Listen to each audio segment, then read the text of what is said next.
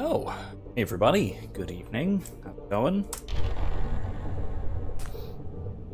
Just fixing some settings and whatnot. All set up, all set, not a problem. Alright. Evening, everyone. Our long weekend, hopefully. I have been a long day of preparation and whatnot, getting everything ready. I managed to watch the video that was shared, talking about Pass on Day. The documentary. If you didn't see it, I highly recommend it. It is really well put together. Part 1 of 3, but in part it's about the place of theater. Ancient Greek democracy and society, especially Athens. Hi, Kylie. Pterodactyl scree to you as well. You'll forgive me for not making Sarah's just sleeping.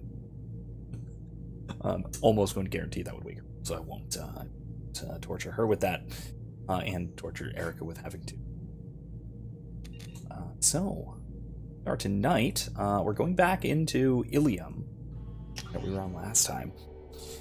Wrap things up there. I was planning on getting a hell of a lot more done last time. We wound up getting done, and that's because I forgot how much side content there was on Ilium. So I apologize for that, for having both Thane and Samara in the thumbnail last time. That was a bit of false advertising. This time, though, we are... Did I already do all this? Yeah, I already did.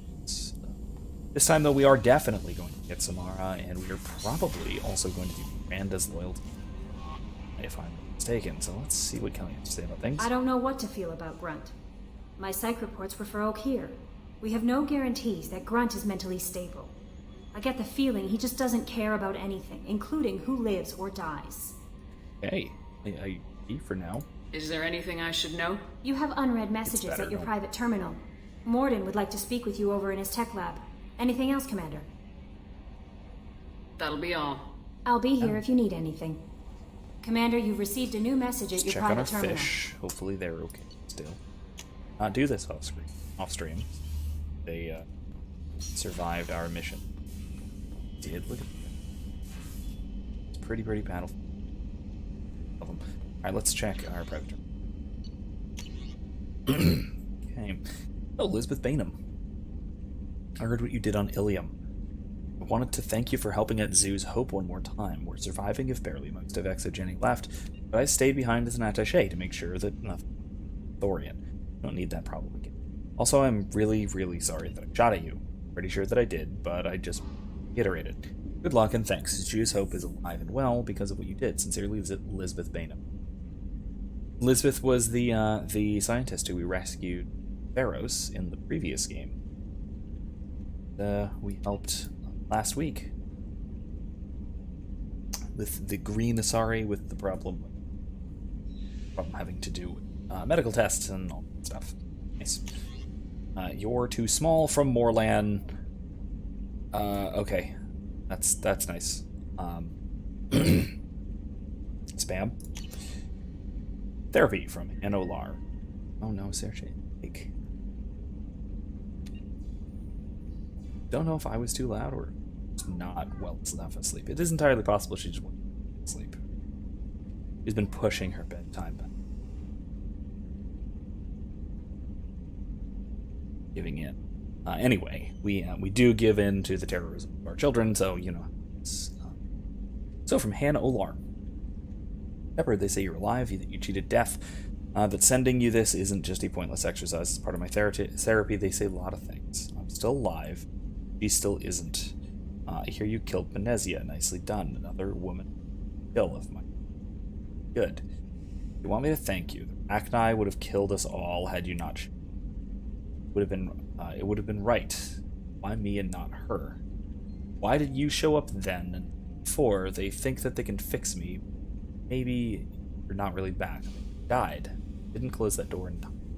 Maybe I held it open to give her a chance, and the Arachni ripped my suit open. Died of exposure there on scene. Maybe I'm a martyr. This is an ugly hallucination. It's after. But if not, thank you, and hold on.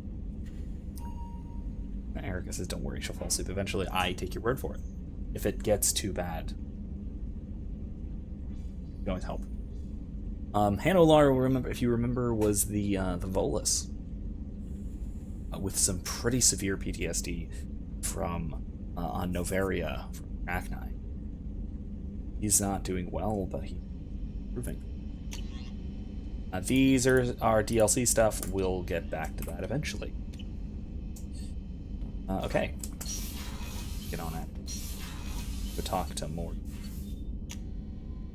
Talk to Thane, who we just recruited. He's doing. See what he's all about.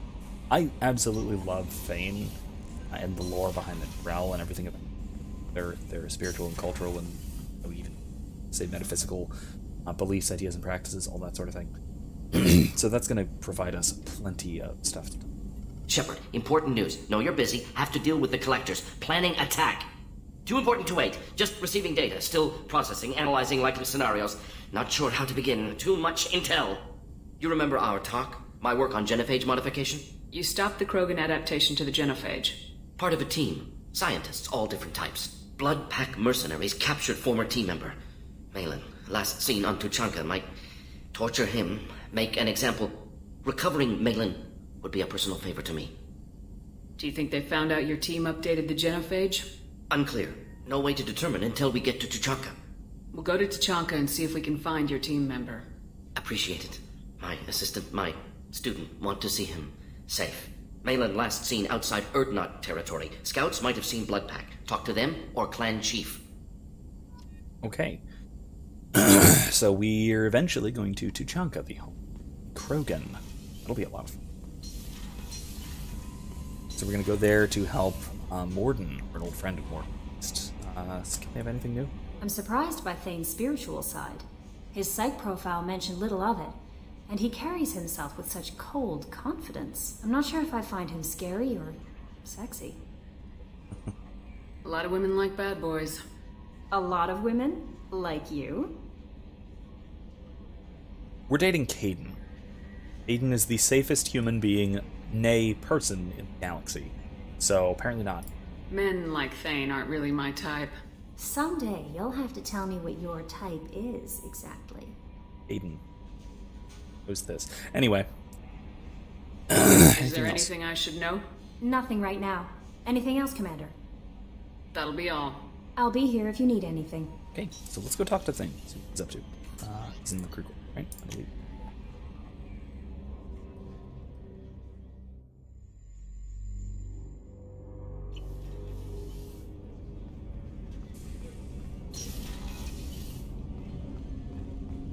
Is cool. Nice view. Do you need something? Have a few minutes to talk? Certainly. We haven't had a chance since I joined. When we met you, you said you were dying. Yes. I thought you'd want to know more. You don't have to worry about the rest of the crew. My illness is not communicable, even to other Drell. It's called Keprel syndrome. What exactly is the problem? My people are native to an arid world. Most of us now live on Kaje, the Hanar homeworld. It's very humid and rains every day. Our lungs can't deal with the moisture. Over time, the tissue loses its ability to absorb oxygen. It becomes harder to breathe. Eventually, we suffocate. Yeah, so again, we always find our way into stories about upper respiratory infections while trying to distract ourselves from the modern world. Hooray. Can't they do something about that? The Hanar have funded a genetic engineering program. They should be able to adapt us. The project has only been running for a few years. I don't believe my body will still draw breath by the time it bears fruit. Now, I could say this shouldn't be a problem because we're probably all going to die anyway, but let's not go there. Are you gonna be alright till the end of the mission? I should be fine for another 8 to 12 months. The more time I spend in humid environments, the faster it progresses. I think it's safe to say that by the time my body is incapacitated, we'll be victorious. Or dead. Either way, I won't be a burden to you. Is there anything we can do here? Normandy has a state-of-the-art medical bay. No, thank you. It's being attended to. If the finest medical minds in the Hanar illuminated primacy can't solve the problem, I doubt our ship's medic could. Thank you for your concern. Trust me, this won't affect my performance. he is very, very accepting of the situation, which I really like. This is another element of that sort of that spirituality that he's talking about, which really bears a lot of similarities to Earth philosophies, some of which we're going to be talking about quite a bit in class coming up very soon. A lot of there are elements of Nomori, which I've talked about in the stream as well, to Stoicism, Catholicism, and a lot of philosophical schools, living with sort of the context of one's death and allowing that to help shape one's actions, its choices. That's clearly what he's doing, and we'll see more of that as we continue to help him with things. Do you need something? You mind if I ask you a few questions? Not at all. Let's do this first. We need to have the best equipment possible to take on the collectors. You have any leads I could chase down? My old contact network often located rare equipment for me. Would you like me to get in touch with them? Let's see what they've got. Okay, ship in hand. Ooh, nice. We get more probes. 100%, let's get it. Do you need something? You mind if I ask you a few Let's questions? do some more lore. Not at all. Lore dumping. How about the Drell and the Hanar? Situation there. The Drell live on the Hanar homeworld, don't they? Yes. I know many think the Han are difficult to understand. It's just that they're very formal with those they don't know. We know them quite well. If you ever get close enough to a Hanar that they tell you their soul name, you would find them warm. I thought that Hanar only let very close friends know their soul name. Most of my commissions were for Hanar. I grew close to my regular contacts. Soul names tend to be poetic. A Hanar known for its cynicism might take a name that means illuminates the folly of the dancers. Like that. It's the folly of the dancers. It's good. That is certainly cynical. Just in a way, poetically cynical. I really like Hanar species. They're bizarre, they're super weird, and we've talked a little bit about their sort of worship of the Protheans, which worship, it might be honor, or veneration, depends. If it's veneration or if it's honor, that has the added benefit of not just being cool, but also being coherent. If it's outright worship, maybe not so much, but we assume charitably that makes sense. If so, they're sort of cultural stuff that we learn from interacting with Hanar, and then also especially from interacting with Hanar talk using bioluminescence. That's more of an obstacle than their politeness. True. Many Drell have had their eyes genetically modified to perceive their higher frequency flashes. I had the treatment. I can't tell the difference between a dark red and black, but I can see ultraviolet light as a silver color. Cool. Alright. What about religion? When you pray for the wicked, who exactly are you praying to? That depends on the circumstance. To find my target, I speak with Kira, Lord of Hunters. When I act to defend another, Arashu, Goddess of Motherhood and Protection. And when I have taken my target, I speak with Kalahira, Goddess of Oceans and the Afterlife. I didn't know that Drell had many gods. It's one of our older beliefs. Many embrace the Hanar and Kindlers now, or the Asari philosophies. The old ways are dying. There are so many ways to interpret one's place in the universe.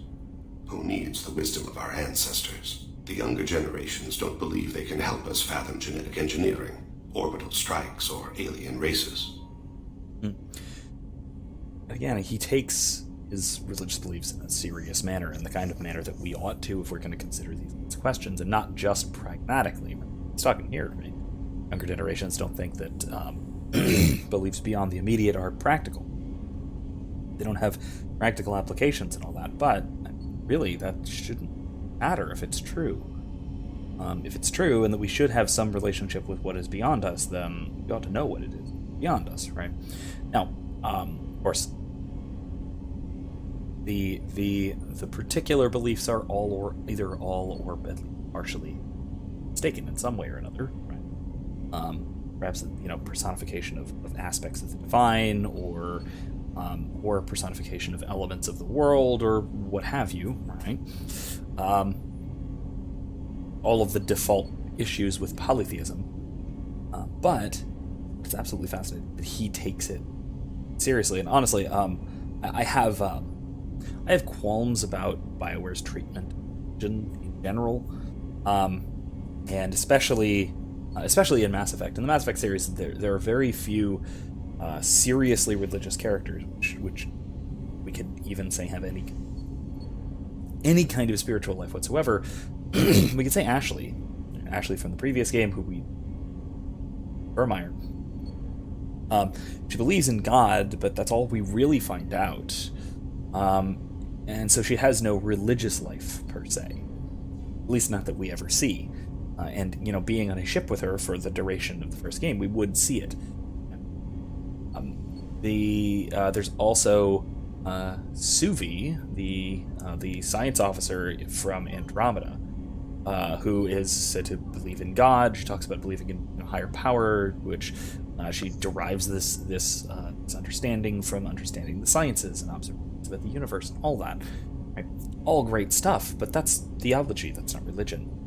BioWare has this issue, especially in a sci-fi context, of understanding religion such that it can be taken seriously. And Thane is, I think, the primary example, if not the only example, at least in the Mass Effect series, of a religious character in the truest sense, right? Having a relationship with the divine, having some kind of ordered relationship with the divine, having a religious life in sort of human context. The same would go as well, I think. Now, this is less so with BioWare Dragon Age series. Probably wind up playing eventually.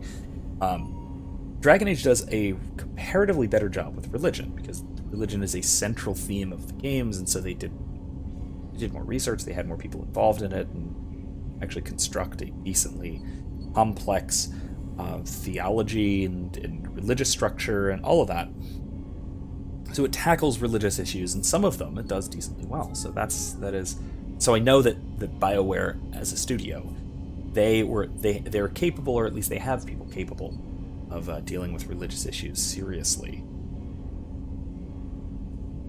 It's just that Mass Effect kind of drops the ball on that. It's kind of disappointing. There's occasional nods to it too in codex entries and things, and talks about Earth religions, and talks about how there's things having to do with, for example, there's I think it was Cerberus assassinated the Pope at some point, or at least was accused of doing so, or something like that. Things like that. So but things like stuff that I've talked about, the sacramental life of non-human species, the integration into human faith, in religion in particular, that sort of thing, and even things as simple as the jurisdiction of bishops, right? That kind of stuff matters from a religious standpoint. If you're taking religion, or in particular Catholicism, seriously, it's very, very embodied. It's very incarnational. And so if you don't take those questions seriously, if you just sort of ignore them, then it's hard to say that somebody has a religious faith or conviction. And maybe it's as simple as, well, there aren't any Catholics on Normandy. Okay. Fine, maybe that's the case. There are certainly, warships in the real world, human warships, so to speak, which don't have any Catholics on them, so it's not an issue. It's not something that needs to be considered, yada, yada, yada. But it feels like something, to me at least, because this is one of my primary concerns, right? Studying religion, and not just Catholicism, but human religion in general. It seems like this is a missed opportunity for more complex world building, and again, world building is one of the things that I admire most about Mass Effect. Let's look back into them doing it right. Oceans and afterlife don't seem to have much in common. Consider, the ocean is full of life, yet it is not life as you and I know it. To survive there, we must release our hold on land, accept a new way to live. So it is with the death. The soul must accept its departure from the body. If it can't, it will be lost. Yeah, so related things. First of all, we can see the development of symbolism in mythology, based on culture, based on biology, right? We've heard that the Drell don't do well in human environments. They're desert creatures. developed in an arid world for the most part. And so, naturally, the sea would be associated with death. We see something like this even in very early Israelite symbology. Because the Israelites were not a seagoing people, and that there were empires in their area that were seagoing. They saw the sea as a threat, or at least something that could convey or bring a threat. So that is, so we can see this kind of development of sort of symbolic language, why the afterlife and the ocean are related to one another. Different mode of living, and also this sort of threatening presence, if you will. And then further, we can see the beginning little traces of Drell, call it metaphysical Gnosticism, the separation of mind and body, which this metaphysical separation of mind, that we're going to see more. I'll wind up talking about that when we get about it. I think that's all we've got for now. Yeah, like I said, that's a fascinating part of the Bain's whole religion and metaphysical outlook, so we'll get to that when we get to it. That's definitely something I should go. I shall return to my meditations. See you later, Thane. Super cool, dude. Anyway, alright, let's head back out to make sure nobody needs to talk to us. And let's talk to Joker really quick. See what he has to say about Thane and maybe Grunt. I don't know why we're at FTL. We should realistically just be on a planet, but whatever.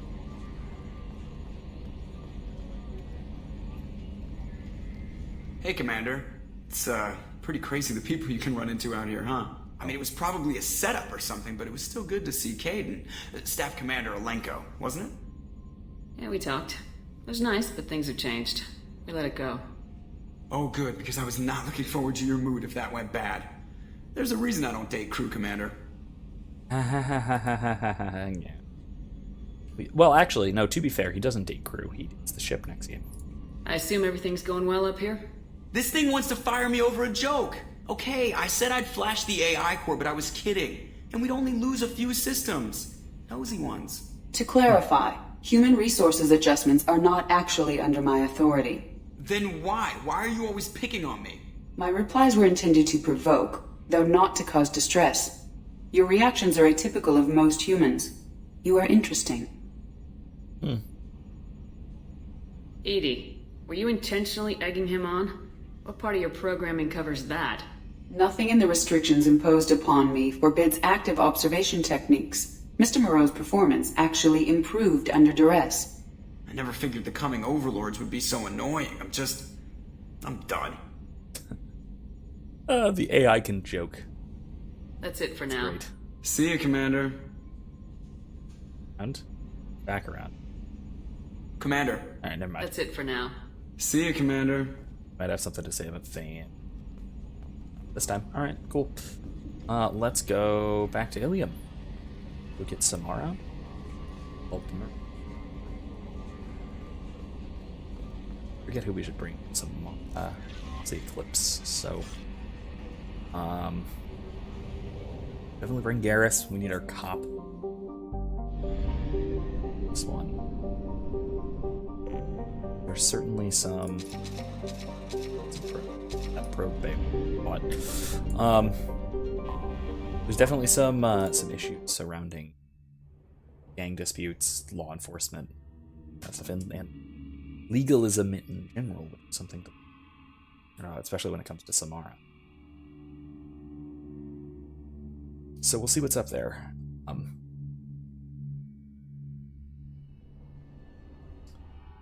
Garrus. Fixed up armor. Who else?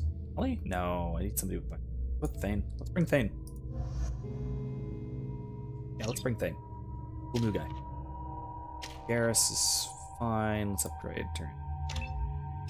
Thane. Hey. Guild.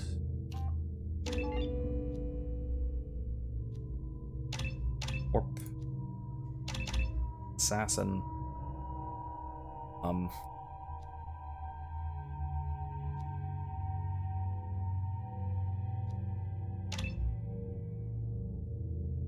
gonna save some for his shredder ammo. Stuff that's very useful. Alright, cool. And then...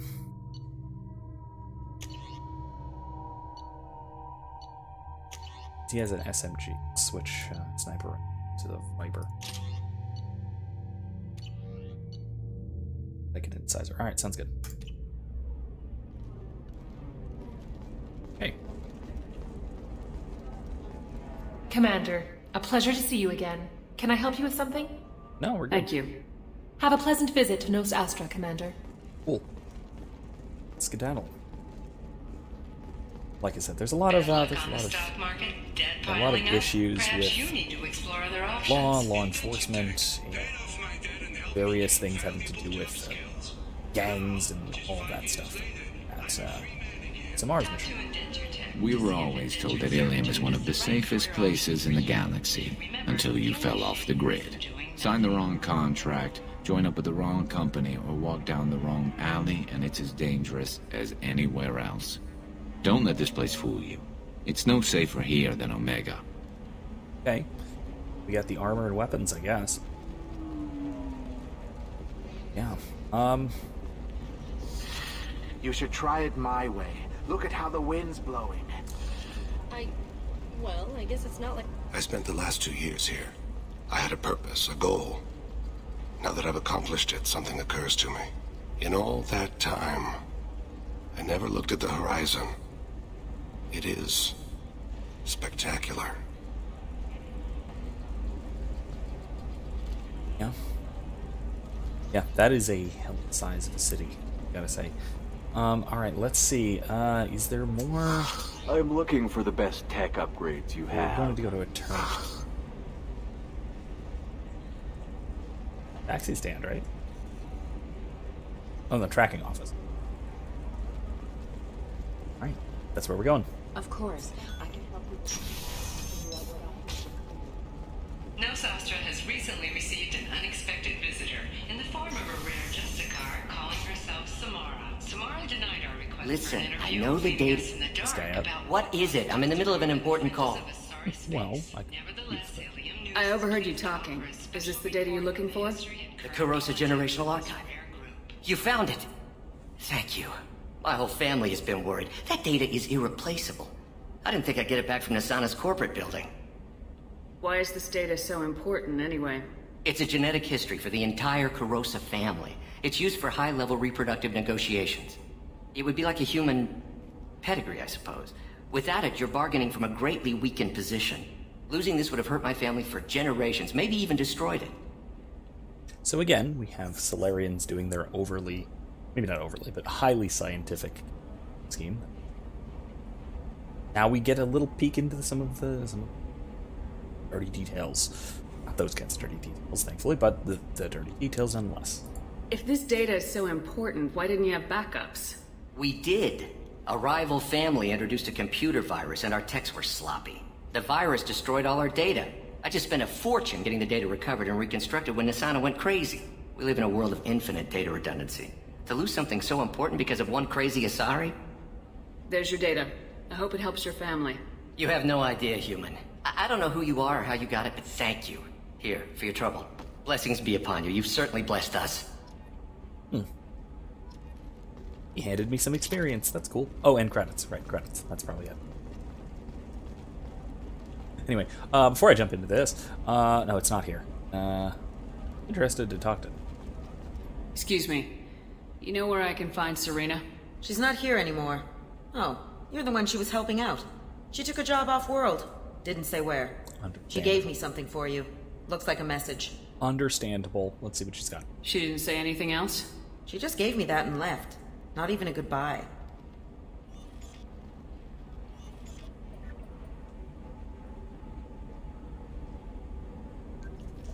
Hey, Shepard. I was on my way to a new life when the new burst arrived. The bitch is dead. I assume that means your friend is alive and he finished his job. Tell him if I ever see him, I'll buy him a drink. Huh. Hey, so, she did not like Nasana. Before I jump into anything, I'll mention my drinking. So usually my beverages and choice are relatively simple. Sometimes I'll have a coffee, sometimes it's flavored, sometimes I'll water, sometimes I'll have a whiskey. I don't know, that still sounds like an awful thing to legalize. All the dangers are right there on the package. It's legally required. It's fair. Who reads labels, though? It's also fair. Consider it a way to weed. Eclipse might be fun for you. For me, it's the future. 50,000, My clan's we can breeding afford it, strategy is at stake. What about a fish? She loves the garden. We could add a pond. All right. Anyway, so what I was mentioning, a couple of things. First of all, I got a delightful, wonderful Sumatran I've got coffee. a friend in Eclipse. She told me what I needed to get. Good. Not Sumatran. I'm pretty Ethiopian. good at Sorry, bypassing Ethiopian firewalls. coffee. Maybe they're looking for They're techs. Sumatran. I was thinking about getting, but I got the Ethiopian one. Very, very good. It's a I don't know if you guys have the opportunity to find such things, but it's a Winn-Dixie brand. It's their SE Groceries brand. Very good, actually, especially for like the store brand kind of thing. It's nice, very nice. Other thing is what you may have seen me drinking is not simply a whiskey. This is Scotch. It's called a Rob Roy. I recommend if you're into such things. I'm telling you, relax. Vax will never notice a few missing pieces. No, Yeah, I I'll can't have to get go. in because it's a Oh, that crime one. scene. Okay. It's all locked down. Eclipse If you're into such things, and if you like a sort of Nobody is ever going to see the the extra bitey kind of whiskey thing, She's the last of a dying breed. Won't be many pure-blood but then Asari also left in a few generations. the I feel kind of the kind of sad sweetness for of the her. vermouth here. Don't. Really recommend. It's I very, heard very she good. married an Asari herself, had pure-blood kids. She's part of the problem. Ooh, that's harsh. Rough. That's real harsh. Anyway, yeah. Right. It's good. It's a good drink. Good cocktail. Erica says, well, after listening to Thane talk about his religion, I remembered I had to, I have the other half of my continent developing. Yeah. Oh, wait, which half? The old world or the new world? So got stuff developing. And this is for the D&D game that, playing with, WizKid. Max, who's in here a lot, she's in with us, as well. So, who I don't think either of them are here at the moment, so, I mean, they may come. Don't want to give any spoilers away, but regardless, that is one of the. It's obviously something I'd be happy to talk about. It is a really well constructed world in terms of building the theology, the structure of God and the gods, and all. And I was talking about polytheism, and it's a kind of overlapping of monotheism and polytheism, which I think, well. Erica says, don't remind me about the old world ball. I'm talking about the swamps to the south and the desert. Right. It'll be a while until the party gets that direction. So, let's be honest. I'm going to let any D&D players who are watching it on the secret, DMs will realistically only plan in great detail the stuff that is directly in front of the players, and the rest hasn't loaded yet, even in our minds. So, I wouldn't worry too much about it, but it's something to storm about. And that also means, like, you know, when I go in the other room and talk about these things too. But also, if you want to run stuff by me and run stuff by the chat, feel free. Or if anything brings up any ideas, that sort of thing.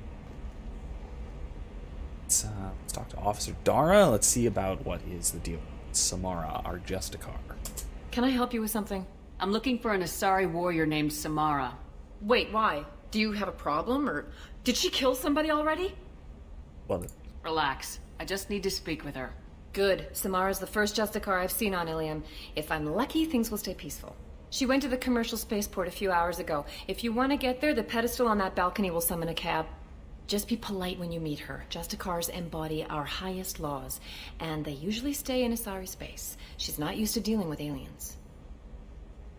This is another aspect that's almost religious. It's religious in a sense of something being higher than oneself and having a kind of sacred oath, or even if it isn't directly related to the divine, right?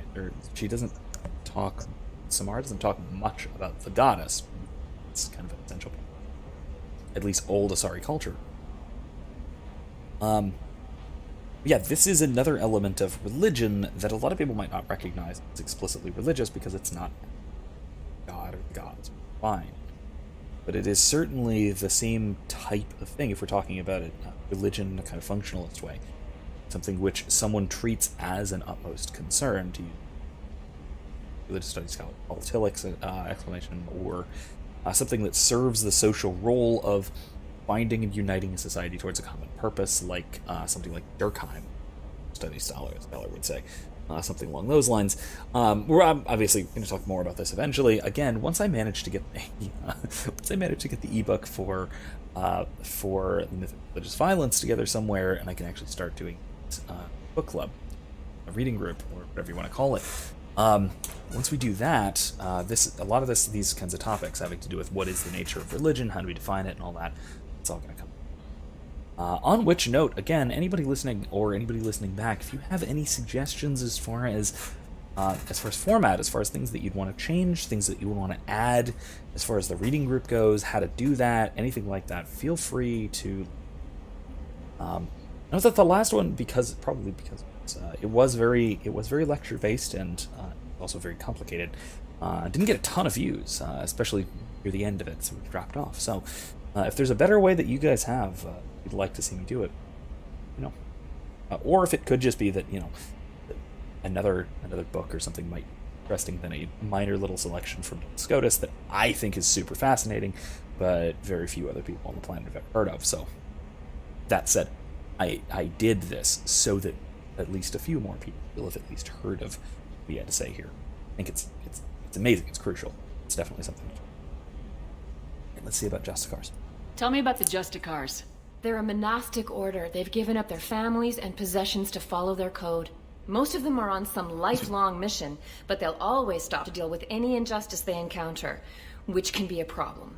In some ways, they're a lot like the Spectres, undertaking personal missions. Okay. Spectres are authorized by the Council. Who do Justicars represent? What? That's like, I don't know, a good human metaphor. They represent their code, our code. It's closer to a religious group than a legal branch.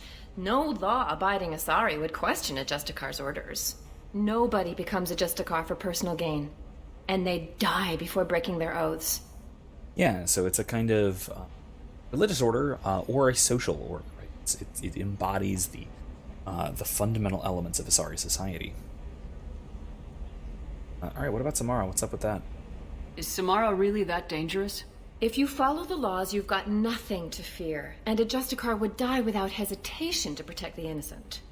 But their code orders them to stop lawbreakers, with lethal force in most cases, and everyone skirts the law somehow on Ilium. If someone tried to bribe her, she'd be obliged to gun them down as a matter of honor. I'm hoping to avoid that. Yeah, so, paladin. The adherence to the letter of the law in this case, if it is the letter of the law, and it seems to be, at least so far, this strict of adherence to the letter of the law, she's right, can give rise to problems. Imagine if you were met with instant, immediate, and lethal violence every time you broke the law. Before you say, I would never break the law, do you drive? Because you probably speed.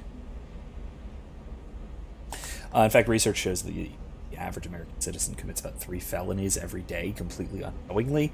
And again, you can imagine if somebody were wandering around with the absolute dedication to the law as written, codified, all that, and is willing to defend it with immediate lethal violence. It's dangerous. I can see Dara's concern. Definitely. Back to Samara. Why aliens in particular, though? Why are you worried about other species coming into contact with her? If a Justicar kills an Asari, none of us questions it. But if she killed a human... Do you think the Alliance would understand her actions and respect her authority? You can't even figure out your own religions. It's a big diplomatic incident just waiting to happen. It's true. It's a little bit disturbing that no Asari would question the actions of Justicar. But again, if it embodies if it embodies the most fundamental and important laws that everyone in Asari society accepts, at least implicitly accepts, then that might be reasonable, right? That's the kind of thing that might demand this kind of thing. So it's fair. It's plausible. But she's absolutely right that, outside of not only might there be a misunderstanding about what constitutes a violent law, right? All of that, right? Of the law. Don't know exactly what Asari norms are. A lot of aliens, at least, we don't. But beyond that, we would certainly, we humans, and we almost any other species would probably question this kind of the lack. All right, where'd she I'm go? looking for Samara. Like I said, she's at the commercial space. You can hail a cab at the pedestal on that balcony over there.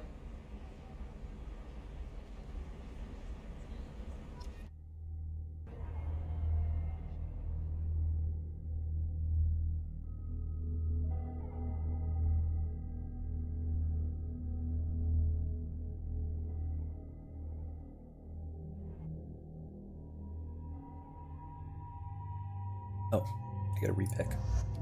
Let's go to Garrison Thane.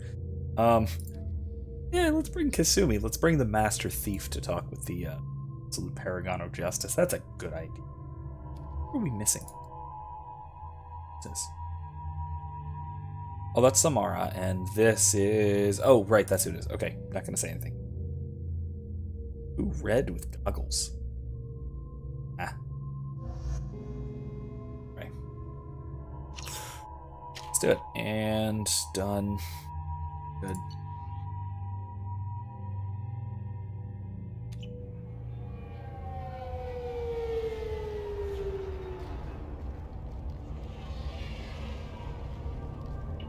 Where do you think you're going? I'm taking my goods to Omega, Detective. You're not going anywhere, Merchant. Not until I solve this murder. I had nothing to do with that. It was those mercenary thugs you can't seem to get rid of. The victim was your business partner, and I'm not ruling you out. I'll let you know when you can leave. What about that Justicar that just showed up? Everyone says she might go crazy and start killing. I need to leave. She'll only kill the unjust, so I'm sure you have nothing to worry about, Pitney 4. Find me in the station if you need me. Yeah, so this kind of goes to show the problem of innocent people and potential victims kind of getting caught up in investigations like this, and it turning around on them. Now there's an open question as to whether Pitney 4 here is actually innocent or not, and he doesn't seem to be acting it, but maybe he is just scared. That's entirely. Erica says right, but the mass murdering vigilante guy and literal assassin, that guy, are okay to meet Samara. I mean, relatively. I mean, look, Garrus is a cop, and Thane is... Let's not talk about Thane. What do you want? I've already got mercs wanting to kill me like they did my partner. I don't need any more trouble. As if that weren't enough, some Asari Justicar showed up this morning. All the natives are scared of her. I've got to get off of this world. Has Samara actually done anything yet? The Asari say that Justicars are lethal in a fight. And if they so much as smell corruption, they start shooting. The thing is, corruption isn't that hard to find around here. Erica says, no, he's not. Talking about Garrus. Okay, well, he was a cop. That doesn't yet count. But listen. He's got kind of a lawful personality type, and maybe that's okay, and he knows his way around law enforcement kind of stuff, so let's just go with it. Listen, we have literally no better options. Who am I going to bring? The tank bred Krogan? I mean, at least he hasn't broken the law yet, but he's waiting to. He's just itching for it. I guess I could have brought Morden, I guess STG and stuff, but he's the king of secrets. And if Samara finds out about a secret, she'll probably shoot it out of him. I don't know, man. Miranda and Jacob, they're boring, I guess. Historically, at least as far as their histories go. Maybe. They work for a terrorist organization, but we all do, so whatever. I don't know, man. I don't know. I think the best choice possible here. Not a good choice, but the best possible. Tell me how to find the Justicar. She's in the alley where my business partner was murdered. A detective sealed the area, so you'll have to talk with her if you want to go there. Okay, so... What about your partner's murder? You don't seem too broken up about your partner's death. Dacne Kerr knew the risks when he took to spacing. Right now, my worry is me. It's unhealthy to be a Volus in the Nosastra spaceport right now. Especially a Volus named Pitney 4. Why do you think it was mercenaries? Dacne Kerr was cutting through a back alley last night when someone killed him with a shotgun. I saw his body this morning. They'd used modded rounds. That means Eclipse mercs. You must know something about these Eclipse. I occasionally do business with them, but only in well-lit places, with my guards, and only after the cred's clear. This is a scummy bunch, even by merc standards. They sell red sand, all kinds of illegal items, and they are all cold-blooded killers. Okay, I believe you, but I thought red sand was legal in Ilium. I thought that was a thing we've done. Whatever. I assume they do other illegal stuff, like murder. It's that too. Why would these mercs kill him? And why do you think they're coming after you, too? I have no idea. We're innocent merchants. But they killed him, so they must be after me, too. I have to work the angles and get out of here. I should go. Yeah, so this is actually an interesting conundrum, right? So we know from historical evidence, right, that prohibition tends to make traders in whatever is prohibited more violent. So people violence for illegal goods because they don't have the protection of the law already, and so they sort of go to war over things, right? Cops don't admit it, but the Eclipse sisters run this area. And so we would think, sort of based on historical evidence, that allowing for the trade in things like red sand, else, we would think that would lead those responsible for trading, that would lead them to be more peaceful in doing so, right? So it wouldn't be people like the Eclipse, this mercenary company. Mercenaries would be doing mercenary stuff, not acting thugs, or not like gang. I wanted to be a Justicar when I was young. Every sorry does, I guess. But at the same time, all of this stuff that is legal here is not elsewhere. So we still have the problem of the sort of iron law of prohibition. That prohibition causes things to become dangerous, both for the traders and for the consumers involved, right? So this is the kind of thing that we see, and this is even the case. It is illegal here, but not elsewhere, because they would acquire things legally here, but they would be doing things illegally elsewhere as they move out into the rest of the galaxy, into Citadel space, or hell, even into the Terminus, of relatively lawless Terminus systems. So yeah, we can see how this would be. This could present somewhat of a problem, and this kind of asymmetry of laws, let's call it, that can lead to some of the same problems as prohibition and restrictions. So let's see. Also, it's clear that they are mercenaries, and so they have a particular skill for violence. Their organization is quite skilled at violence. So, of course, they would lean on that tool whenever they can get away with doing so. And it seems like here they... Nice guns. Try not to use them in my district. What can I do for you? I'm looking for an Asari warrior named Samara. If you've got a score to settle with Samara, take it somewhere else. I've got more than enough trouble here already. I need to recruit Samara for my mission. Then we'll be on our way. Justicars usually work alone, but they are drawn to impossible causes. We've got that covered. If you're getting her out of my district, I'll get you to her ASAP. She's at the crime scene. God, this is another one. Oh my god. Okay, so... super long story time. Not personal story, but... So, if we recall something that I was mentioning ages ago, Back in ME1, I think when we first encountered the beacon, this might have been our first ME1 playthrough, our first ME1 stream, maybe first or second. We first saw the beacon. I was talking a lot about Star Trek Picard, and it strikes me that this is another potential similarity to Star Trek Picard. So there's there's this weird added thing. This was just sort of added in. There's lore as far as I know. In Picard, there is this order of warrior nuns, the Romulan warrior nuns, and one of their tenets is that they will help people, but they won't do it in exchange for pay. They uphold their ideals perfectly. They have a long-running enmity with the Tal Shiar, the Romulan spy organization. For whatever reason, that's its own thing. But then the big thing is that they will always help with a cause they see as completely helpless. That is an impossible task that will not succeed. Necessarily will not succeed without them. They will help with those causes. So this is I hadn't realized this, but there's a fair chance that order of sort of warrior nuns is a kind of, that may also have been sort of lifted from this setting.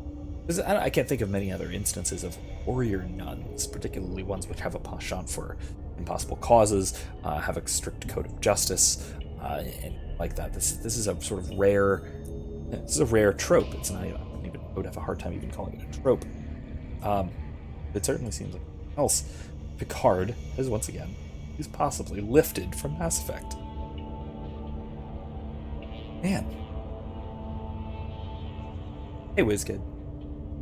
Did you hear all that? I don't know when you jumped in, but I'm just noting another strange similarity to Star Trek Picard. Find it. Mass Effect. Oh, Jesus. Erica just brought out, speaking of plagiarism, talk about Batgirl. Or not Batgirl, Batwoman. Batgirl is actually well written. I will in a moment. Give me a second, because I need to collect my thoughts on this, because holy hell. Oh man, WizKid says my phone broke, and now my Joy-Con isn't working. I heard about your phone, I didn't hear about the Joy-Con. That's rough. Can you still control it with the other one? At least for, not for much gameplay stuff, but basic things. Probably the other one should do something. I don't know. I don't have a Switch yet. Probably will eventually. It's rough. Rough, man. That is a thing. That's the thing about the Switch, is it seems rather delicate in a way that other consoles aren't really. But anyway, especially given that Nintendo has a reputation for basically indestructible consoles. The GameCube and the N64 were just like bricks of indestructibility compared to the other consoles. Anyway, so let's ask some stuff about Samara, and then we'll talk about the plagiarism found in Batwoman, because, dear God, this is the worst case of plagiarism I have ever seen as an instructor, and it wasn't even as an instructor from a student. WizKid says, technically I can remap it, but I still don't have full functionality. Yeah. It's just a bad week, at least as far as electronics. I haven't had issues. I've been doing alright. Right. We went crittering together. It was a lot of fun with my parents. We went catching shrimp and fish and crabs and stuff off the causeway back where I grew up, and put stuff to put in the aquarium. Sergio had a great time. You're letting her into a sealed crime scene? I'm a cop. Speaking of, I'll work with the Justicar all I can. Besides, she's been looking at crime scenes longer than our two lifespans combined. She knows how to handle herself.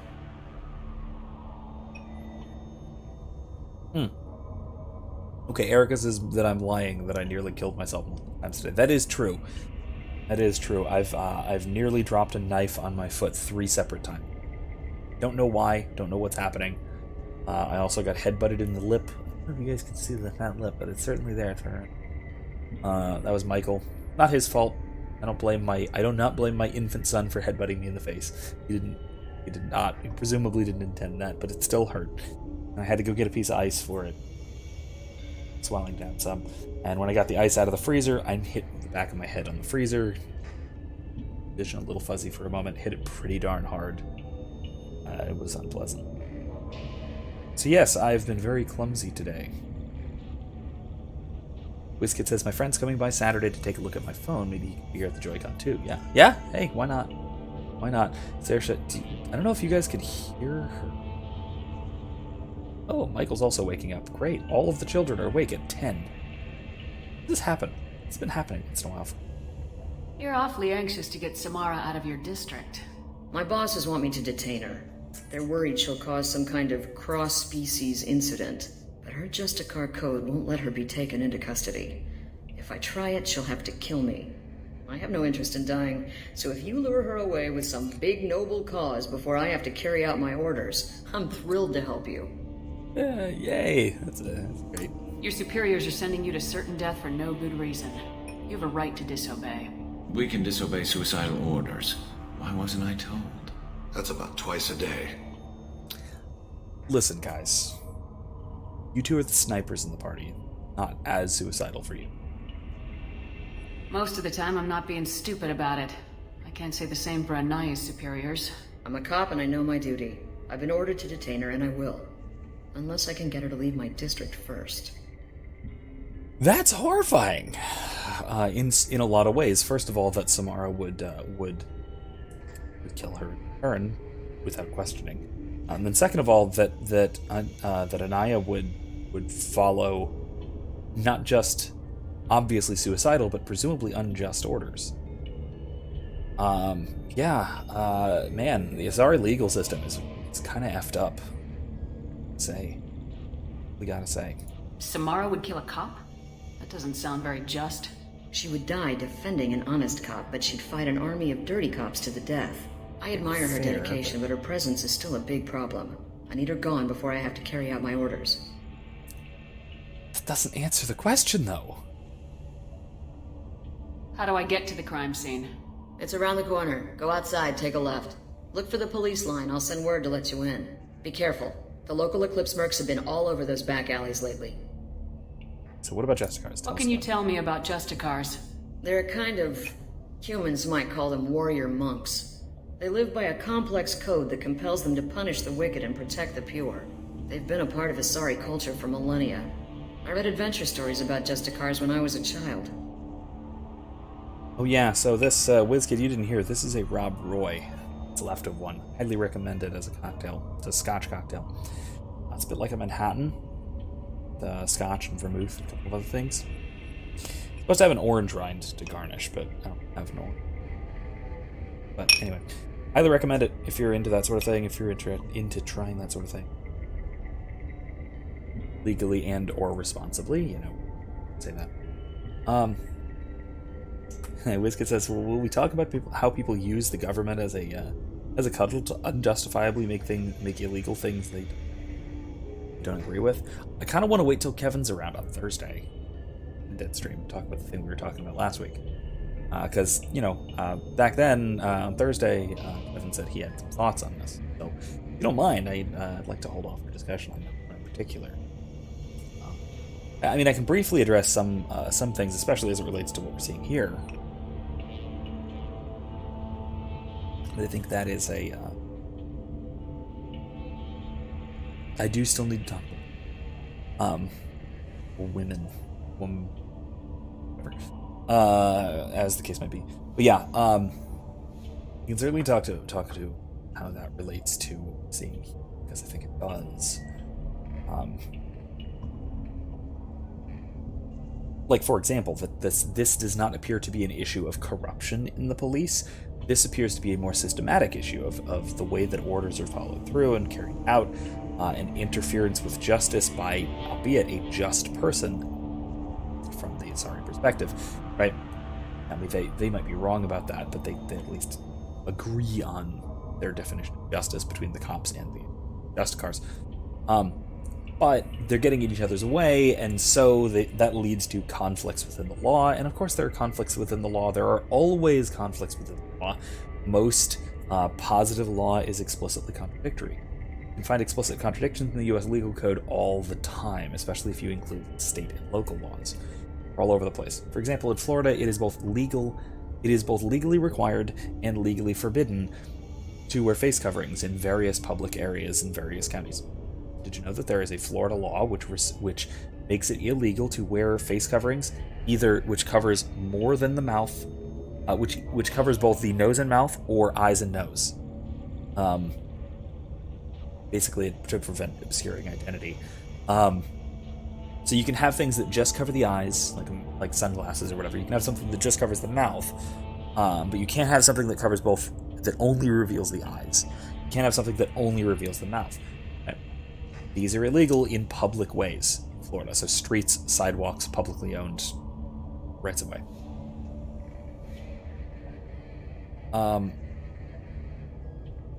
Yeah, Erica says, is asking about Saoirse. I don't know. Definitely. I would say to read to her, but the book is right. Desk. We've been reading The Hobbit. We just finished Thorin's Song, so that's a thing. Yeah, WizKid says, you're kidding. So this lockdown is illegal as frick. Interesting. Yeah, absolutely. But the law explicitly contradicts itself all the time. That's nothing new. That's just, selective enforcement, that's all. But yeah, Erica, you can, if you want. Do something.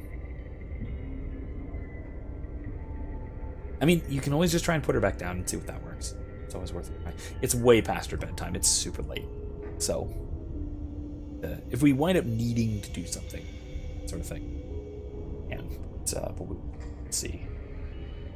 What do you think of Samara herself? She's been a Justicar longer than 3 of your lifespans. Whoever she was before she swore that oath, that person is dead.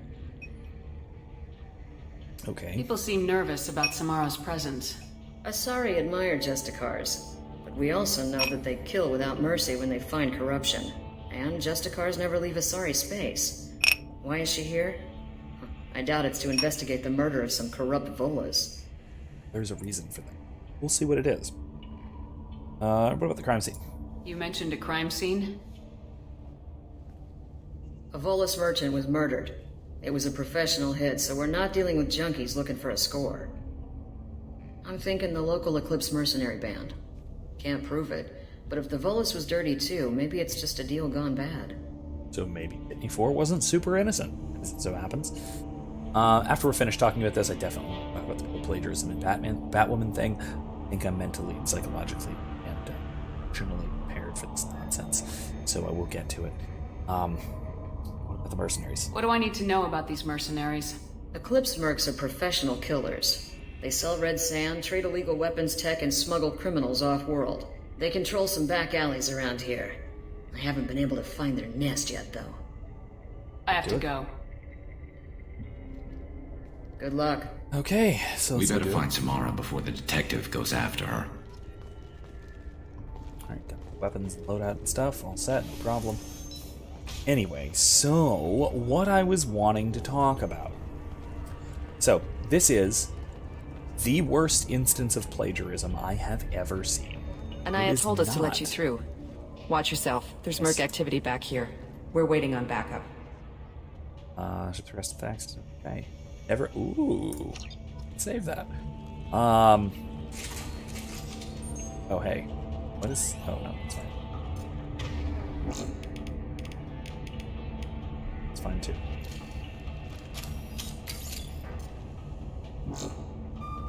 Anyway. So, what I was thinking. So, this is, like I said, absolutely, without question, the worst instance of plagiarism I have ever seen. And it wasn't even from a class or a student. This was from the TV show, the CW show, Batwoman. I don't actually watch it. Almost unfortunately at this point. I kind of almost want to, given the shit show. Get the rest of Bravo Squad prepped. Alpha Squad went after that Justicar 20 minutes ago, and they've gone dark. Wait a minute. For powers to recharge, and then throw something at that one, and then shoot the rest of them. There we go. Subduing suppressed. A human! Open fire! There. So there was a short version of what Felt happened. that one. There's a plot device, which was a coded journal from Lucius Fox. He's no longer, I think he's no longer alive. I think he died in this continuity. Because this is sort of Batman's replacement, Batwoman, who is his cousin. Got it. Anyway, so Lucius Fox had this like encoded journal with a bunch of stuff about the Batsuit and Batman's equipment and all that. And the villain is trying to get a hold of this for really stupid reasons. It has to do with being able to kill Batwoman, even though she has tons of ways of doing so already that have already been explained in the show, but the writers completely forgot that, so whatever. But that's not the point, right? The point is, so they find this silly plot device as well, will just happen across it randomly. These funky digital glasses with like a digital display.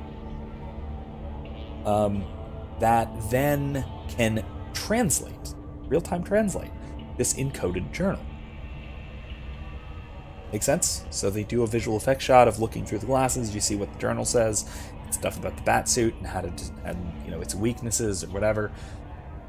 Okay, backstory clear. So they put text in this journal, readable English text in this journal. The text is copied and pasted directly from the Wikipedia article on the Batsuit, including the little bracketed numerical citations, the little footnotes. I wouldn't have caught this because, again, I didn't watch the show. But I saw this they were talking about this in Every Frame of Pause, podcast I watched. I'll put a link to the particular episode below in the description when we're done. Yes, WizKid, really, it was copied and pasted. The actual text in the show that it shows up on the screen is copied and pasted from the Wikipedia article on the Batsuit, including the footnotes, parenthetical, or the sort of bracketed footnotes. Wikipedia's formatting, how that does. The writers were so incredibly lazy that instead of just writing out something, they just copied and pasted and didn't even bother to get rid of the footnotes from the Wikipedia. WizKid says the fact that this even happened just shows the quality control at DC nowadays. Not just DC in general, but especially CW. The CW sort of Arrowverse stuff. The writing for all of those shows has gone so far downhill that it's insane at this point. So have the budget and the effects and everything. The first few seasons of Arrow, the first couple of seasons of Flash, I actually really enjoyed. Legends of Tomorrow was okay when it started, but it started to kind of spiral relatively quickly. And I really never got into Batwoman, or obviously not Batwoman. Never even really got into Supergirl. It was already kind of on the slope downwards, and it's still certain. It's bad and getting worse. At least it's entertaining, at least to some people. EFAP, or Every Frame of Pause, this podcast that I was talking about, they've been watching the entire Batwoman series, and that's how I've kind of caught up with it. And wow, it is a mess as far as writing goes. This is the podcast. The main guy responsible for it is Mahler. You might have seen stuff from him. You've seen stuff from him. I should ask, because this is bothering me now that I'm looking over on the corner of my screen. Is it bugging you at all that my face is interrupting my power bar of powers? Is that annoying? If that annoys anybody, I can move my head. But if not, it's fine. WizKid says, I remember an ex of mine was obsessed with The Flash, so nowadays I just avoid the whole thing. yeah, I get that. I liked it. I liked The Flash, at least for the first couple of seasons. Same with Arrow. I liked most of Arrow, except they just... My pet peeve with Arrow is that they rely way too much on, 1, recycled Batman stories, 2, the power of hope. Like, literal magical power of hope. They overly rely on that, especially for Arrow after season 3 or 4. But yeah, no, it is hilariously absurd. I cannot believe they got away with this. I'm going to talk to my classes about this. I'm going to use this as an example of the embarrassing mistakes you can make get into a habit of plagiarism, which clearly somebody. It's absurd. WizKid says Legend of Tomorrow was cool from what I've seen. Yeah, I watched the first 2 seasons, I think. I absolutely love, what's his name? The magic guy. The former League of Assassins guy. The blonde dude with... Hell, what's his name? What's his name? It's gonna drive me nuts. Damien Dark. That guy. Yes, love him. He is one of my favorite villains on the whole Arrowverse, and one of my favorite comic book villains, at least portrayals of comic book villains there is. He is just so fun to watch. Having so much fun with his evil. He's very Palpatine-esque in that sense. We're going for Star Wars comparisons. WizKids asks, also, so you're telling me Arrow is just Yu-Gi-Oh! Without the children's card game? Yeah, kinda. Once they start involving magic and metahumans around season 2 or 3, I think really 3, that's when it really goes off the rails, because Arrow worked best when it was really down to earth. When the most sophisticated, like, magic-y stuff was a drug, that, like a superhuman drug, that made you go crazy. Yeah. Oh my. Those were my best troops. Oh. Tell me what I need to know, and I will be gone from here. Where did you send her? You think I'd betray her? She would hurt me in ways you can't imagine. The name of the ship. Your life hangs on the answer, Lieutenant. You can kill me, but one of us will take you down, Justicar.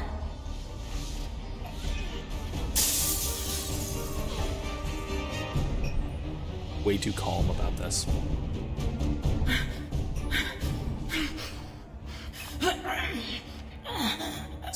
What was the name of the ship she left on? Go to hell. Find peace in the embrace of the goddess. Hey.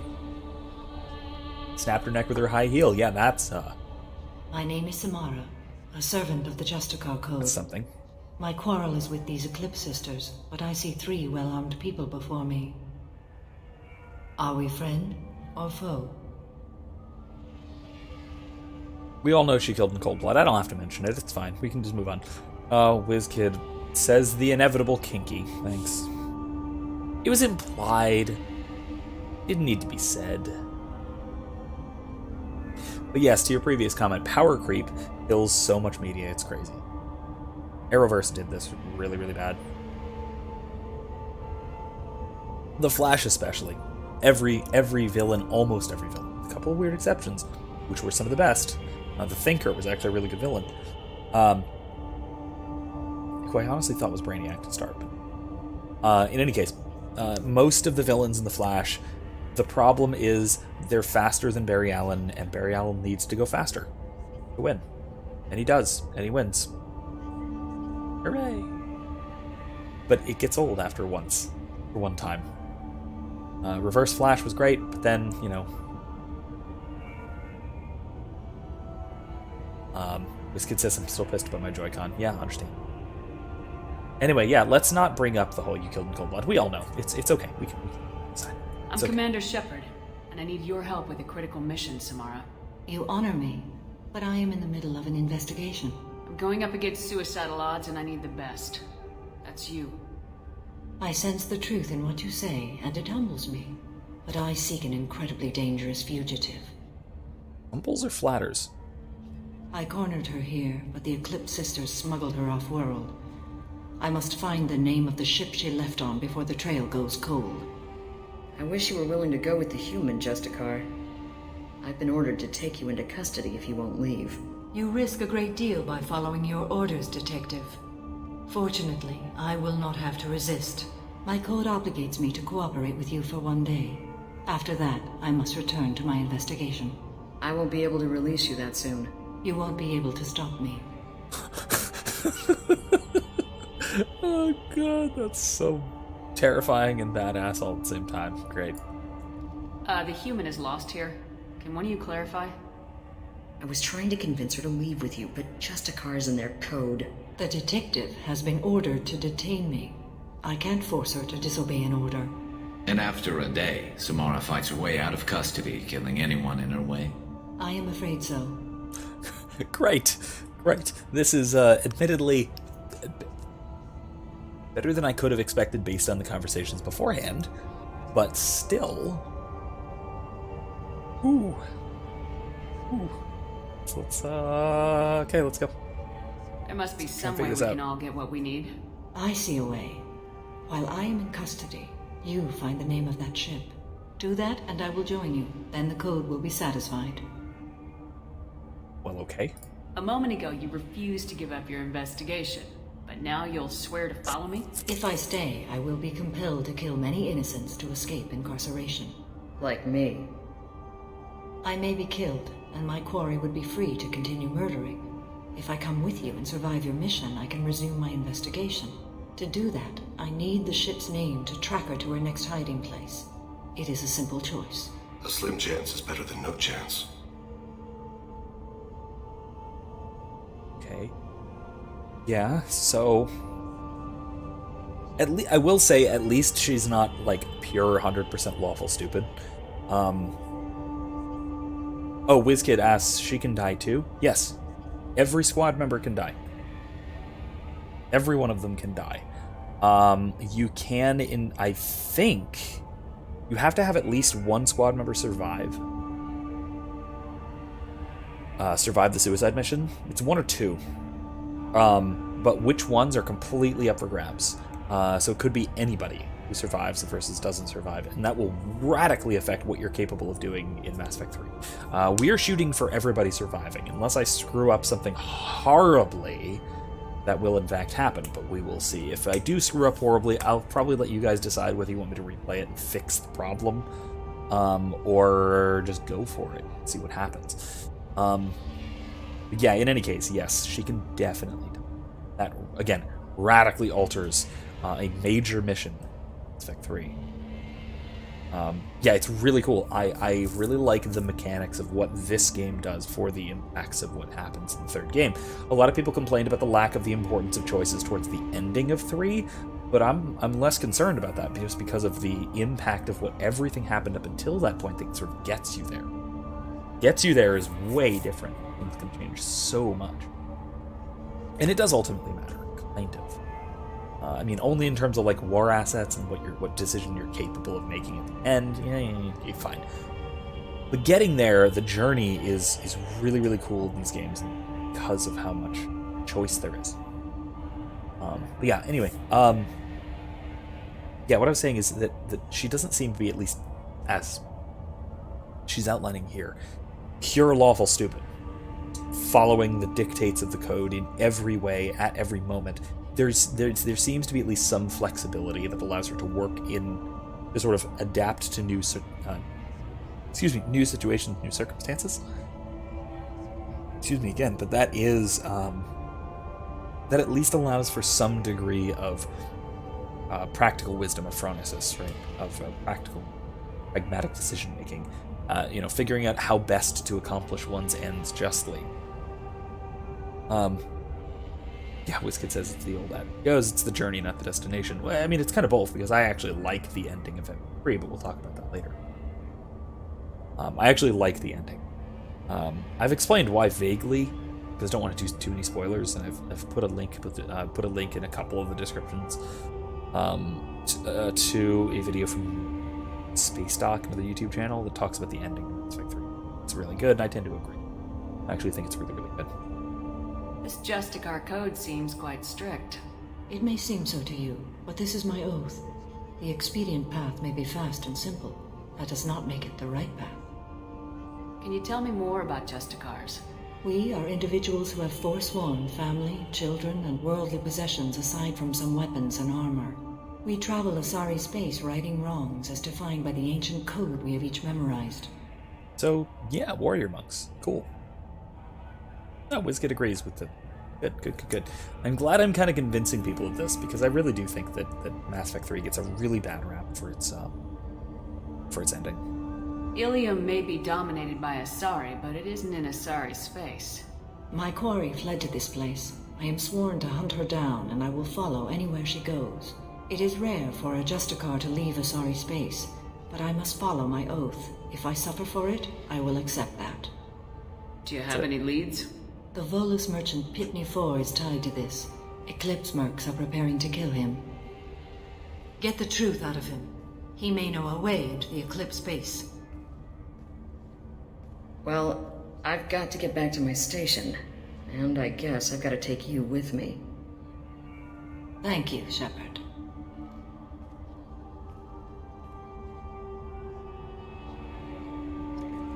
Hey. Right, let's talk to Pitney 4, see what he's up to. Clearly up to something. Hello again, Earth Clan. Did you speak to the detective? Why are the mercs after you? I know nothing about any mercenaries, Earth Clan. I'm merely an innocent merchant trying to make his way in life. The Eclipse are out for your blood. I need your help to break into their base. Shouldn't we work together? Yes, you're right, Earth Clan. A real fast change of tone. I've got angry mercs after me, and now this Asari Justicar. Let's talk. I smuggled a chemical onto Ilium that boosts biotic powers in combat. It also is toxic. Okay. I may have, forgotten to mention that to the Eclipse. So they are perturbed and want to kill me. Yay, good job, idiot. WizKid says, what I don't understand is why her warrior monk code allows her to kill in cold blood. Yeah, Sal. I mean, again, this part of this kind of comes to the, might just come down to the writing. Both for good and bad reasons. The bad reasons being the kind of misunderstanding of overemphasis on justice in legalistic codes and that sort of thing. The good elements being for drama, for the sake of being action movie-ish. Because again, remember, this whole game, especially two, more than the other 12, is very much an 80s action movie that you play. So you gotta have the drama that way, right?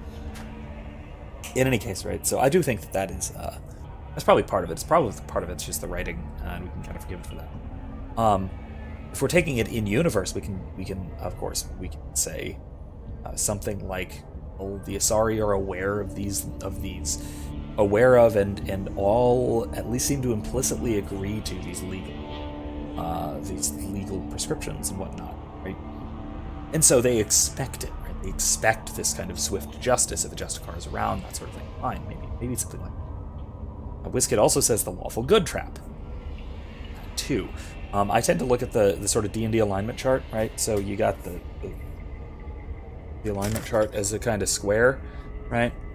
And you got lawful and chaotic, right? Lawful good, chaotic good, lawful evil, and chaotic evil. I think I did that right. My argument is that lawful good and chaotic evil just sort of bend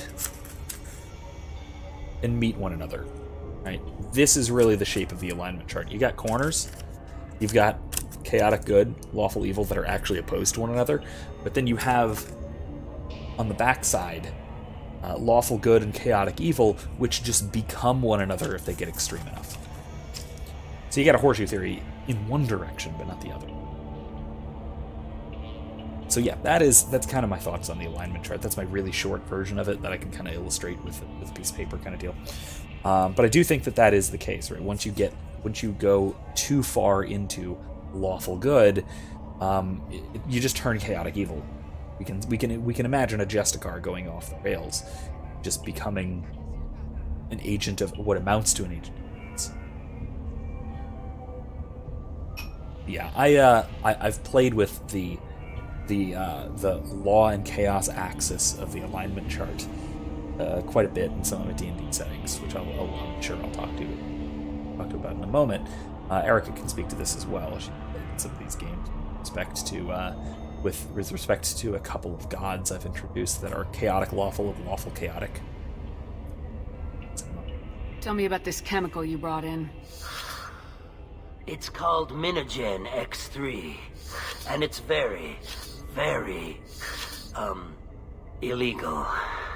Anyone with biotic powers who is exposed to it becomes more powerful. The higher your exposure, the more powerful you get. Oh, WizKid. Too much of it. The horseshoe theory is overly Die. simplistic. That's the problem. That's the part that the Eclipse found disagreeable. I think the horseshoe theory just in general oversimplifies things. I use it as an analogy for the D&D alignment chart because I think there's a lot of problems conceptually with the alignment chart, such that the horseshoe theory applies to it. I don't think that political extremists on the left and the right, even if we can coherently define those things, I don't think they wind up being exactly the same. Unless it's by strange happenstance, right? Yes, the communists and the Nazis are very, very similar, at least in practice, and hell, in ideological justification. But that's because of traits they have in common, independent of their extremes, right? Their extremities, right? So, I also, there are a lot of theoretical issues with the horseshoe theory. Aiden Paladin has a good video on it, in fact, on how it doesn't quite work and how it's an oversimplification. I do think it's more of an oversimplification than it is just outrightly false. There's true elements to it, but there's also tons of false elements to it. WizKid says, that makes sense. No, that makes sense. Like many things in political philosophy, it's much more complicated than years. Yeah, without a doubt. Without a doubt. So what about this rework base that we're going to go attack? You've been in the Eclipse base. What do you remember? It's a series of docking bays where the Eclipse keep their private ships. They're well armed and they've got mechs. And they're all murderers. Every one of them kills someone as part of their initiation. So yeah, that's nasty. Tasing for you. So WizKid says they're similar, but not for psychological reasons than they are in philosophy. Yeah, they're similar. We might say they turn out to be similar in practice, even though they might have different justifications for their rationale, or they might have different rationale in general, or right. Like I said, the horseshoe theory is like I said, a wild oversimplification of a complex dynamic. And then you can also problematize, which I hate that word, but it applies here.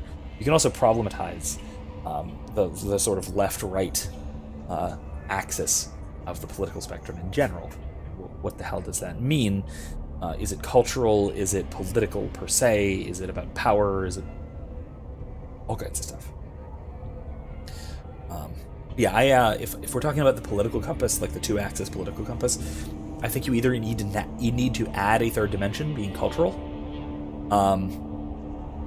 Right, so you have economic right, economic left, right, left, so to speak. But then you also have cultural right, cultural left, because there's a lot of people who are on the right, because I'm culturally on the right, more or less, being a Catholic, right? Welcome back. But yeah, so there's a lot of people who are on the right. Culturally speaking, so I share a lot of cultural values, being Catholic, yada yada yada. But I'm in sort of the bottom right corner of the political compass, right? I'm a right libertarian, economically right, laissez-faire economics and laissez-faire in terms of political authoritarianism. I think the top right and the bottom left are contradictions. Either that, or they're just authoritarians with respect to different things. So I tend to think either it has to be adding a third dimension to explain why, for example, me and Matthew, you know who I'm talking about, WizKid, why we are similar, right, from a cultural standpoint, but why we're basically polar opposites. Or I guess I should say, this way from your perspective. In terms of, political alignment, original chart. We have the same z-axis, more or less. We have radically different X and Ys, both authoritarianism and left-right economic. But yeah, I tend to, if I'm talking about a political chart, I tend to defer to the Nolan chart, which has an axis for personal freedom and an axis for economic freedom. Freedom versus authority, right? And typically have the right, which is economically free but personally authoritarian, and you have the left, traditional left, Democratic Party type of things, which tend to be economically authoritarian but personally libertine, or libertarian, if you will. Then you have libertarians at the sort of top of the chart with maximized freedom in both aspects, and then you have pure authoritarians at the sort of bottom of the chart. Pure authoritarians at the bottom part of the chart, which are personally authoritarian and economically authoritarian.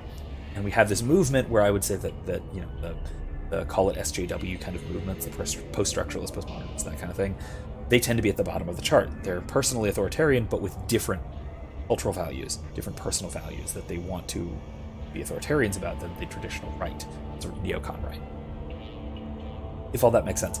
I'll also put a link to something about the Nolan chart afterwards.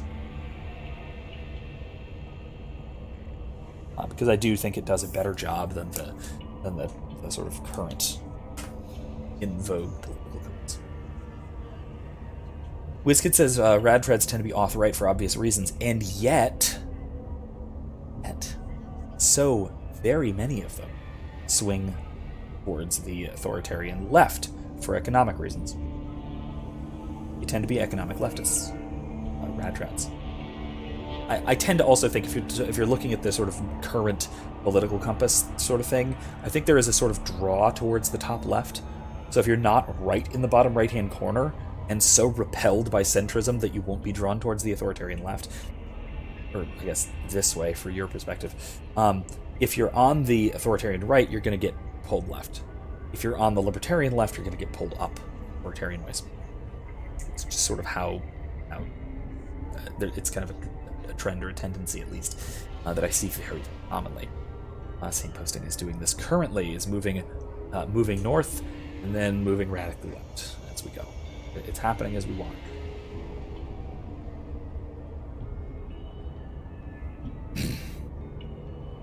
Yeah, we can bring this back up when Kevin's here. I'm sure he'll have some insights on this as well. Erica, I was just also talking about lawful chaotic and chaotic lawful with respect to the couple of gods I've introduced to games. It sounds like you're a swimmer and your actions finally caught up with you. True and true. But I haven't survived as a merchant this long without being able to tell when there's a deal in the making. You want something. The Eclipse recently smuggled someone off-world. I need the name of the ship she left on. I don't know about their people smuggling operations. They must keep records in their base. I do have a pass card they issued me to bring my goods in. Well, I had to return that one, but I happened to make a copy. Okay, Mr. Sketchy. Punch you? Take it, but be careful. Each Eclipse sister commits a murder to earn her uniform. They are all dangerous. Okay. Alright, so let's go deal with them. With their being dangerous. Yeah, so Contrary was the... there are two versions of... Either two versions of the same god or two diametrically opposed gods, depending on when you asked me about it. That I added to my sort of my homebrew version of the Forgotten Realms D&D setting. These were two sort of versions of a god, one being lawful chaotic, and the other being chaotic lawful. These are alignments which, rules as written, make no sense. They are contrary to each other. Hence the name of the god being contrary. The embodiment of contraries and contradictories. That is at least the idea, roughly speaking. Contraries and contradictories being sort of... Weakening their integrity! Oh, jeez. Shepard, my scans confirm that the chemical compound will boost biotics. However, concentrated exposure will cause severe tissue damage. I recommend limited exposure. Yeah, I try and avoid this a lot because it'll gradually kill you. Look at this stuff. Look at toxicity levels going up.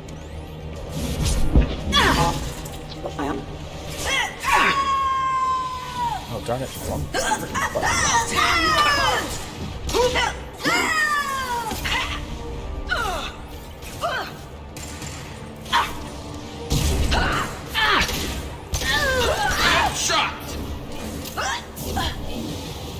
Anyway, so these 2 or 1.5, 2 aspects of the same, or whatever the case may be, these gods in my D&D setting are lawful chaotic and chaotic lawful. Erica says, I did not really know you could break those windows. Yeah, you totally can. It's great. Switch buttons. But yes, the chaotic lawful was the first I came up with. And this was meant to represent the chaos Concussive shot ready. Absolute lawfulness. And especially embodied by the contradictions inherent in a lot of legal systems, right? Nobody can equip that, so we're good. Right? A lot of legal systems, perhaps all legal systems, have some form of contradictions. Either that, or they change. And that means that they wind up being contradictory, that sort of thing. So basically, I had this god being a rules lawyer. He was absolutely, unquestioningly obedient to the law. The problem was, it was all law. So he had a codex, a law book, which contained every law anywhere in the cosmos.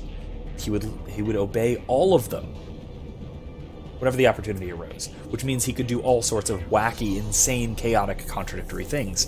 And this led to all sorts of problems for the players because he's a god with limited powers. He was capable of doing untold destruction in the name of perfect law, wound up being chaotic. I need to turn the combat volume a bit. Can-do's filled. Let me mess with that. While I keep talking about this.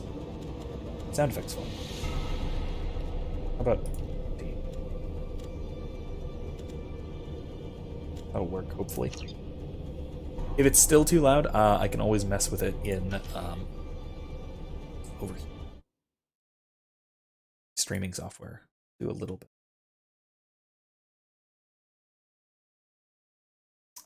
Yeah, WizKid says, so he's being obsequious to all of the... Oh, jeez.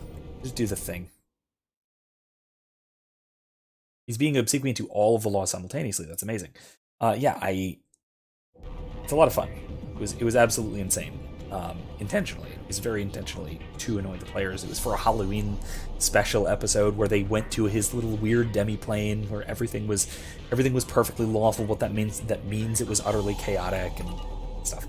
The related thing, though, the other god, the opposite god, I'll talk to him after this short little thing here. Let's see what's up here. Then I'll talk about Contrary, the other one. The lawful chaotic.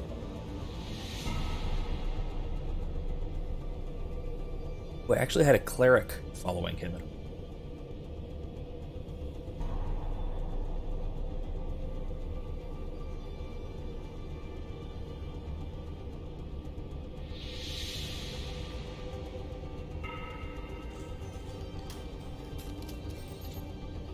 Wait, stop! I didn't fire my weapon once. I pretended to because the other Eclipse sisters were watching, but I didn't really shoot. Yes, somewhat significantly based on Sheogorath. I thought being Elnora the mercenary would be cool, but I didn't know what they were really like. Don't do that. Honey, don't do that. What do they do here that you don't like, Elnora? I thought we'd be flying around the galaxy shooting up bad guys and stuff, right? But no. They just sell red sand and illegal weapons tech. They even smuggled an Ardat Yakshi off-world.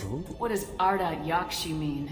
It's an ancient Asari word for something that I thought was just a superstition until now. It means demon of the night winds. I didn't think they were real, but the boss said this scary lady was one. I bet that's who we're hunting. What ship did they use for the smuggling? Wow, I have no idea. It was a few days ago, and like I said, I'm new. They didn't tell me anything. Get out of here, Elnora. If you so much as jaywalk, I will find you. Yes, ma'am. Okay, I'm going. Thank you. Okay.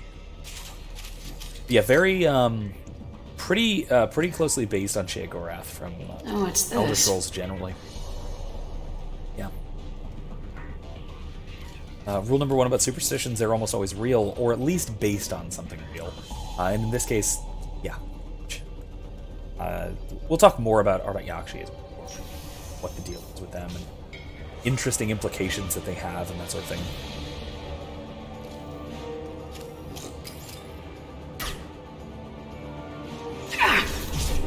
Go away.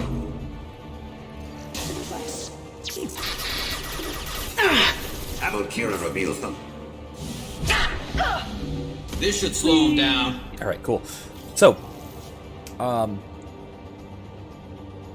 this is a good example of a young Asari getting into trouble. Yeah, absolutely. Yeah, definitely. I'll tear you apart! That's assuming she wasn't culpable, though, too. Which is a big assumption. Oh, jeez. Toxicity warning. That's not good.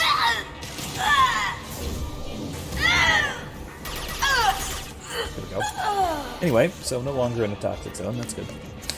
So the other god, Contrary, the actual one we called Contrary, I call it Contrary, was just the opposite, right? Was lawful, chaotic. Go now. He essentially would follow the law of chaos. That things are necessarily always changing. Hostiles up ahead! And because they're necessarily always changing, that is the only law. The only law is chaos. And so, the fact that things are always changing and things are always in flux is the only constant, is the only law, and that's how he sees it, and he is responsible in this pantheon, D&D, at least, for maintaining the order of change and chaos. And strangeness and disruption and all of these things. The players in one of my campaigns got involved in what almost turned into a war between gods because this contrary god was attempting to effectively steal domains from other gods to keep things in flux, keep changing how the cosmos works, especially domains that had to do with constant change. The continuity through difference, difference through continuity, all that stuff. Stuff like time, stuff like war. War never changes, but it causes such incredible changes and all of that kind of stuff, you know. Rerouting power. Weakening their integrity! You're dead!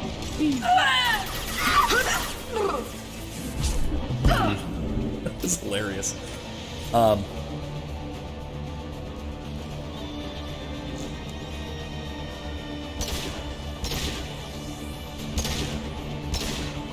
Hold fire, Shepard.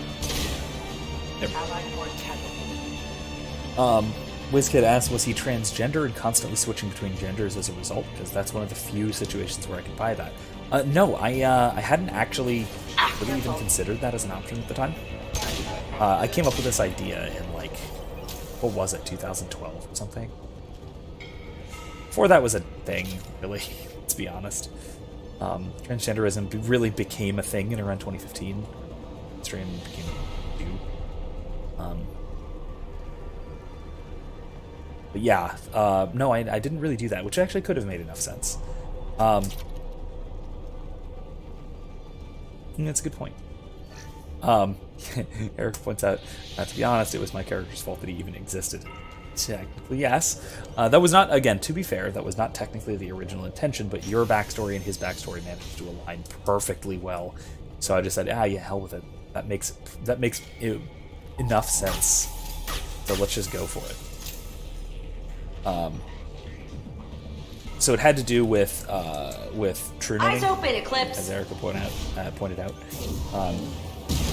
Basically, there was a freak magic accident whereby Erica's character accidentally altered his true name and therefore altered the fundamental structure and nature of reality, and therefore also created a weird god from a sort of offshoot aspect of his existence. It was a little bit bizarre, but it makes sense in kind of the D&D context.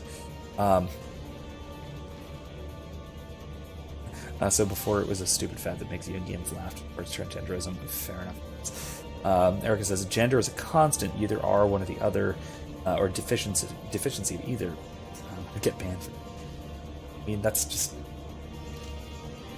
Regardless of what Susan might say about such things, that's simply the case, both biologically, philosophically, whatever. It's simply true. But in any case, it kind of would make sense for contrary to be something like transgender or gender fluid, if you will, to use. It's target left. Ooh. Who's the rocket launcher? You did. Go away. But it actually would make sense in context to an extent, I think, yeah. Simply because his nature is to constantly change and shift and all.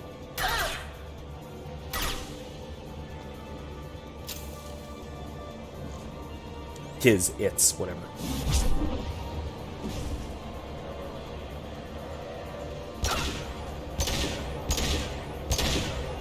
Darn.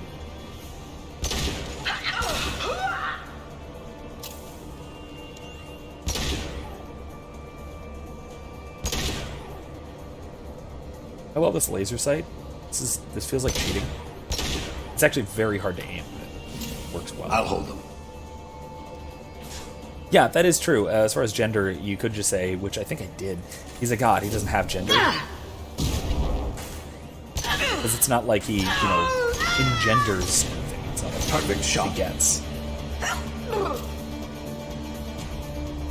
I mean, some of the gods in D&D do beget either mortals or demigods or whatever. He actually never did. He had a son in the game, but that was also just an aspect of himself with weird qualities. It was its own weird story.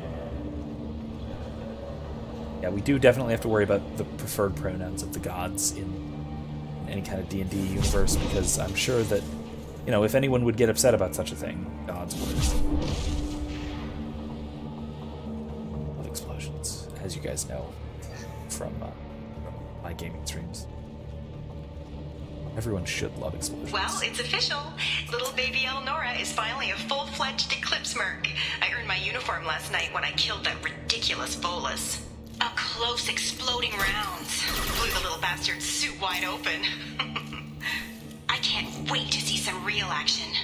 Next time I go home, my friends are gonna be so jealous. Elnora was the killer. If we'd known. Detective Anaya would be interested in this. Yeah. So we didn't know. We didn't have evidence. We had no reason to suspect that she was actually the killer that we were looking for, so unfortunate. Hopefully we scared her straight, though. These fingers crossed. We'll see. Yeah, WizKid. I also will probably say that in Erica's setting, it's probably not something that we have to worry about. Probably, I don't know. Erica, as you can tell, has no patience for such nonsense. WizKid says, the sad part is this is a really cool idea that most people who play D&D would absolutely butcher it. Yeah, probably. I just like messing with the alignment chart because I think there's problems with the alignment chart. So I like the whole, chaotic, lawful, chaotic. Lawful, chaotic especially because that's actually interesting, and that's a potentially interesting character dynamic. It goes back to sort of pre-Socratic philosophy.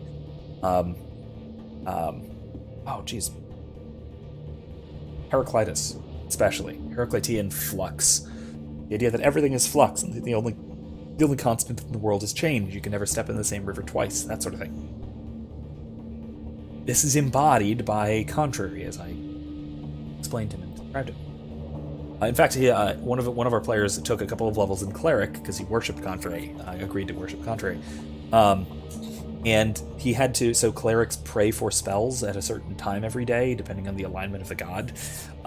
He had to pray for spells at a different time every day, as the only constant is change. You have to do something, you have to do it differently every day, otherwise he wouldn't grant him spells. He had to prepare different spells every day, otherwise he wasn't allowed to have that kind of stuff. Erica says, to be honest, Contrary was just weird. He gave literally all the player characters children that were all half human if the PC was non-human. Yeah, that too. That was meant primarily for the Halloween episode, so you guys could take a bunch of kids trick-or-treating. But I carried it through. I carried it through because it was interesting and potentially terrifying in terms of a god producing children. Sounds like something straight out of Planescape Torment. I really dig that. Erica says, I miss Raptorans, but I'm glad they're gone because they'd be broken and fine. Aarakocra are fine. Yeah, Raptorans were a version of Aarakocra with extra stuff. They had natural weapons and a few other things. Yeah, it works with the... WizKid says it works with the whole idea of worshipping chaos in and of itself. Little mini... Yeah. Yeah, I think it worked. It worked for the situation. It started as a Halloween gag, like I said, but it turned into something more significant than that.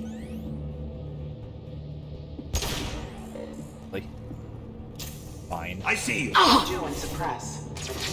Zap. I'll light him up. Critical system damage. Make contact.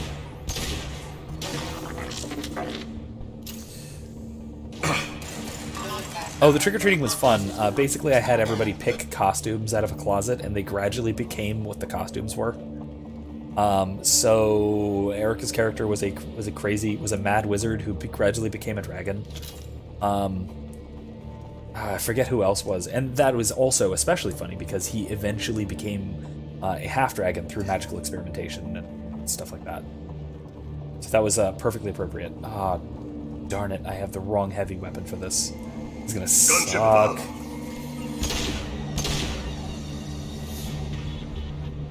Okay, let's try it.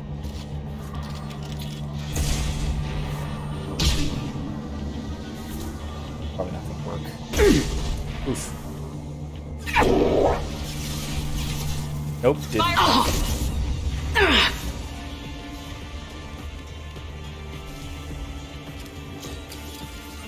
This is gonna suck. I'm gonna have to do this with small weapons. It's up!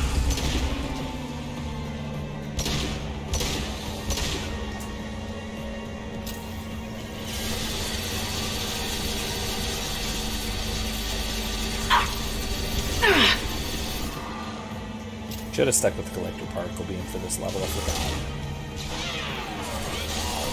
Embrace the sea. Go in peace.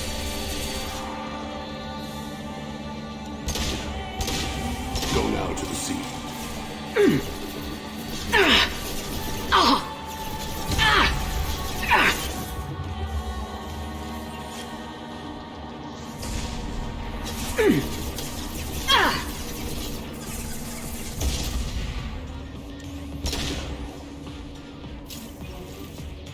Oh, jeez.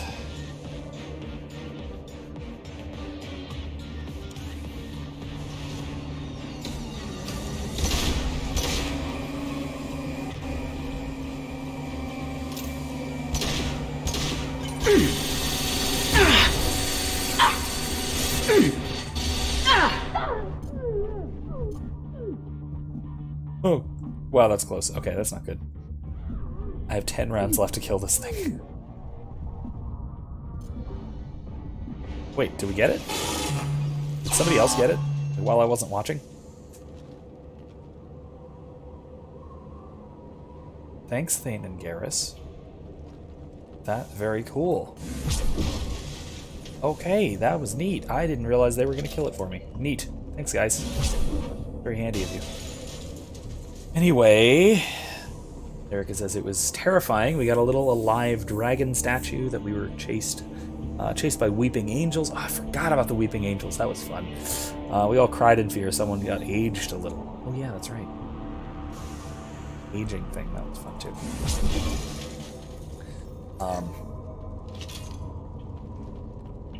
Yeah, Halloween Townish. Yeah. So, Erica says, ironically, we're starting a module that fits perfectly with October and Halloween in our Sunday game, but I don't want to say anything in case other players happen to watch eventually. Right. Yeah, we are. It'll be fun.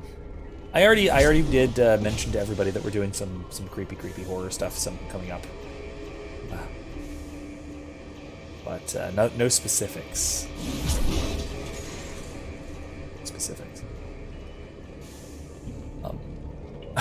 WizKid says, this is actually very insightful. I didn't realize this. I hadn't thought of this.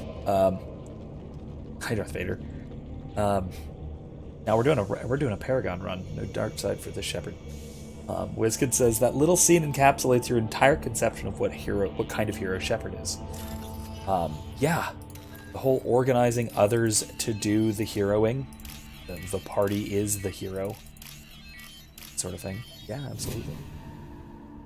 And yes, Eric is correct. We did not fight Weeping Angels. We ran away from Weeping Angels, as one ought to.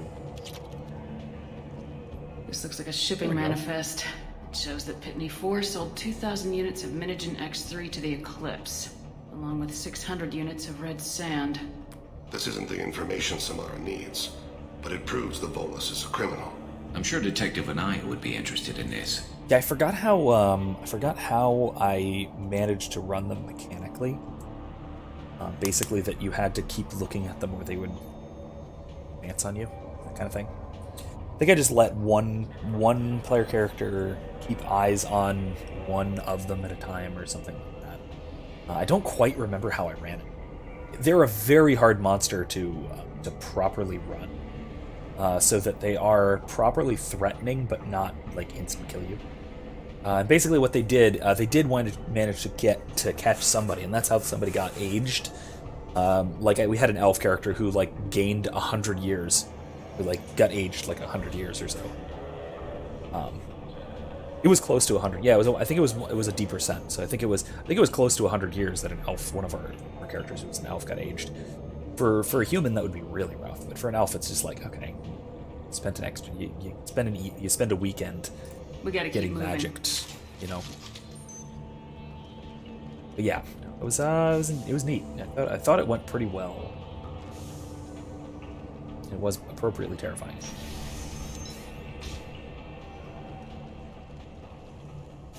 Unfortunately for our Friday game, I don't think we have anything particularly spoopy planned for Halloween.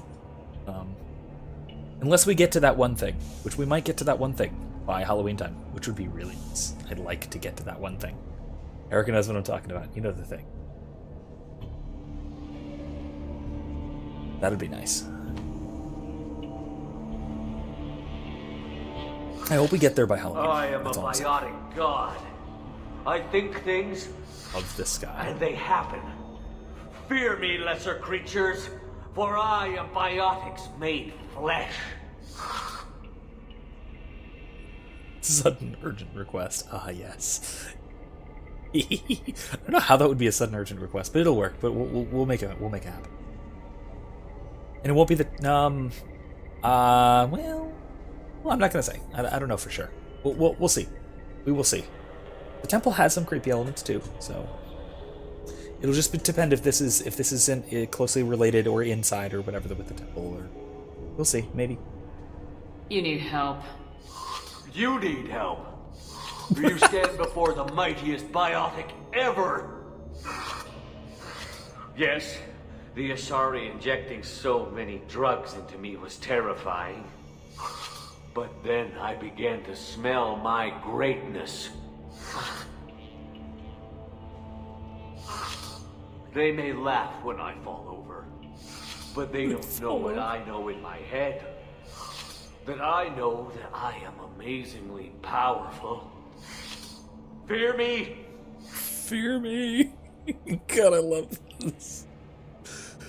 Are you part of Pitney 4's trade group? When I was mortal, I worked for Pitney. Poor soul is probably terrified that I have not returned. He hasn't reported your disappearance. Probably so his departure won't get delayed. I get the distinct impression Pitney prefers money to friends. Bah! I will wreak a just revenge upon his people. But first, the leader of these mercenaries is in the next room. I shall toss Wasea about like a rag doll. That's untrue. Shepard, this guy couldn't tie his bootlaces, much less fight. I will tear her apart. My biotics are unstoppable. Wasea will tear you apart. Take a nap. You'll feel better. Are you mad? I'm unstoppable. Feasting on her biotic-rich blood will be the last step of my ascension. But, Great Wind, Biotic God,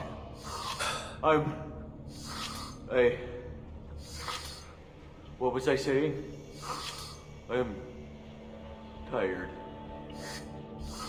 You may be right.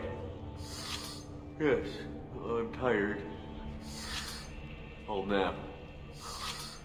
Destroy the universe later. Don't do drugs, so much kids. for godhood. Hey, don't do drugs, kids. Especially not those drugs, apparently. That was fun. I love that dude. Yeah, WizKid, I absolutely agree. Love that dude. Nah, I don't need that. Station. Let's do it. Boss fight time.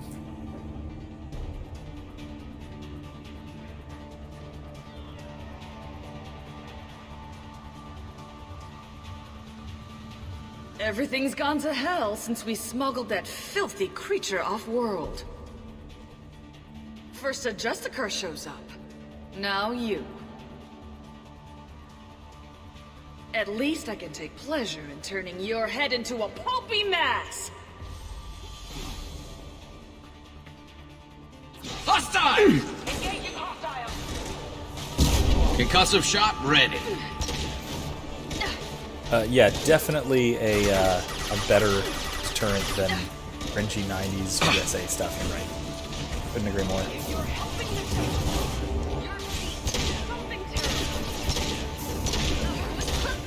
Down she goes. That was easy enough. That was way easier than it was supposed to be. Oh, come on. There we go. Oh, that's not good.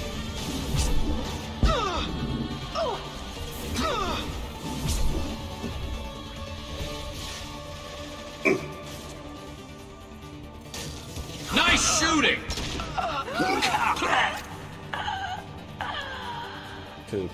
What? Get out of the poison, Bane. You're already dying. Go now to the sea. You do not need to be getting worse here. Easy, easy. Got her. Done. Some record of that ship must be around here. Alright, that'll do it. Is that it? I thought there was supposed to be a second stage of this boss fight, but I think we might have just either killed her too fast, or... Let's remember. It's entirely possible we just killed her too fast. We're very good at stuff. Erica says, I love her neon paint. Yeah, that was actually pretty cool. She has a really good look. Aesthetic. Not that. What the hell? It's the... No.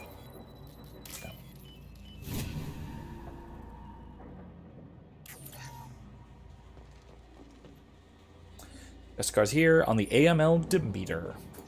That must be the ship Samara was looking for. Should we head back to the police station and give her the name? Or look around first? Let's give her the name and keep moving.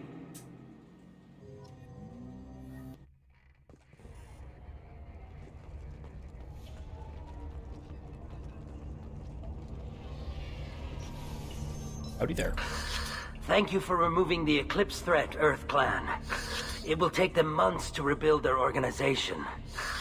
Also, merely out of curiosity, when you were poking about, did you perhaps run across a shipping manifest that belongs to me? You never know when something like this might come in handy. If it might change your mind, EarthClan, returning that manifest would be very profitable for you. If you give it to the detective, her reward will be a pat on the back. Yeah, that's okay. That's okay. Let's see how Samara's doing in here. I got the name of the ship. Your fugitive left here 2 days ago on the AML Demeter. Shepard, you impress me. You fulfilled your part of the bargain, and I will fulfill mine.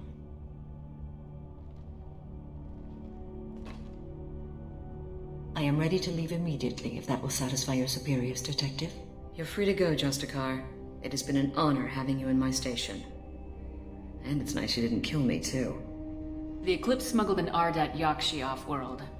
She's who you're really after, isn't she? You continue to impress. Yes, I was here tracking the Ardat Yakshi. She is a dangerous criminal, and I will bring her to justice. After your mission is complete, of course. You're sworn to follow a code that dictates your decisions, but I'm running a military operation. You wonder if I will refuse to follow orders because of my code? I can't allow that to happen. By agreeing to follow you, I am compelled to swear the most difficult of Justicar oaths, the third oath of subsumation. After I do, your orders will override the code. You should know, however, that I'll still give you my opinion if the situation warrants. Okay. The Normandy is docked near the main trading floor. I'll see you aboard. I must be sworn to your service so that I am never forced to choose between your orders and the code.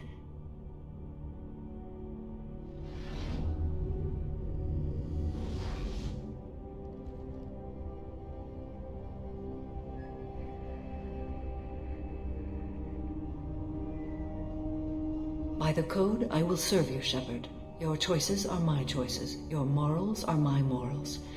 Your wishes are my code.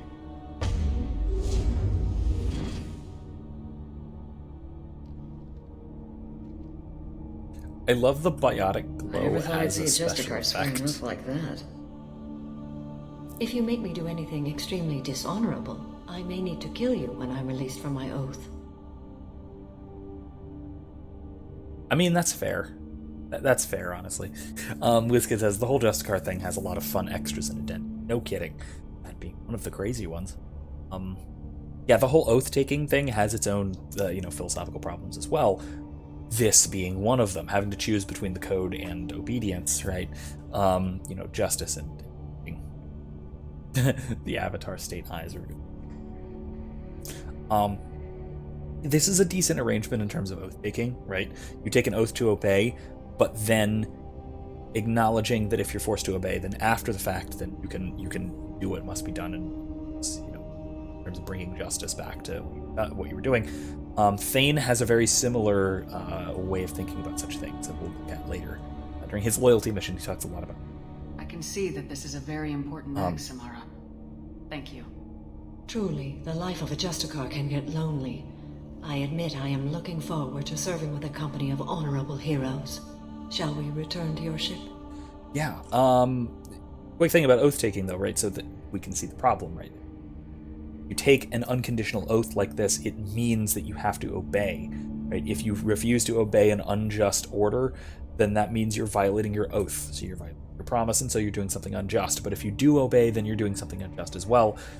This provides a caveat to that, at least presumably, which means that yes, I will obey, but that also means that I will after my oath is completed, I will act to right these wrongs. So that's an interesting way around the moral quandaries surrounding oath-taking.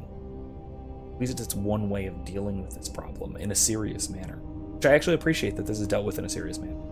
A lot of times oath-taking isn't taken very seriously by modern moral theorists. I think it should be. I need to speak to the detective. It certainly is in the Old Testament, right? Thanks for getting Samara out of my district. I can tell my granddaughters about meeting a Justicar, and you've just upped my chances of living long enough to have grandkids. So I could be rude. I have proof that Eclipse killed the Volus merchant. Let's see what you got there. Interesting. But I can't verify it. It would be inadmissible. I vouch for Shepard and any evidence she brings forward.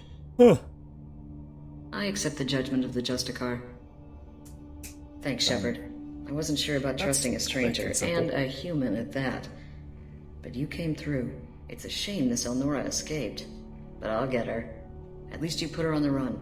Okay, enough with all the congratulations. I've still got a spiraling crime rate. Let's get him too, but before that, WizKid points out, speaking of Thane, I love his whole 80s action hero shirt ripped open thing. They even have an in-world justification for that, by the way, that having an open shirt like that allows for greater airflow, which lessens his disease, right? It helps to alleviate the symptoms of his disease, because it allows breathing to be a little bit better, allows his body to wick moisture away, that sort of thing. So it's neat. They actually came up with a justification for having an open shirt. It's not just, just because of action movie. Although, yes, because action movie. WizKid says about oath-taking, that's just because modernists don't care about people's convictions and worship gravity and loose living. Yeah, I think it's more the tension between subjective and objective. Right? If you take the fully subjective route, which a lot of moderns do, then oaths are all that matters, right? The ethical obligations that you voluntarily take on, that's all that matters. On the other hand, if you take the objective, then whatever you take on doesn't matter, it's only the objective. Right? Traditional classical worldview has both, and both are operating. So if you take on an oath, that is a binding moral obligation, just like on a subjective view of ethics. But the objective ethical standards are also binding moral obligations, so you can put yourself into a moral quandary, a genuine moral dilemma.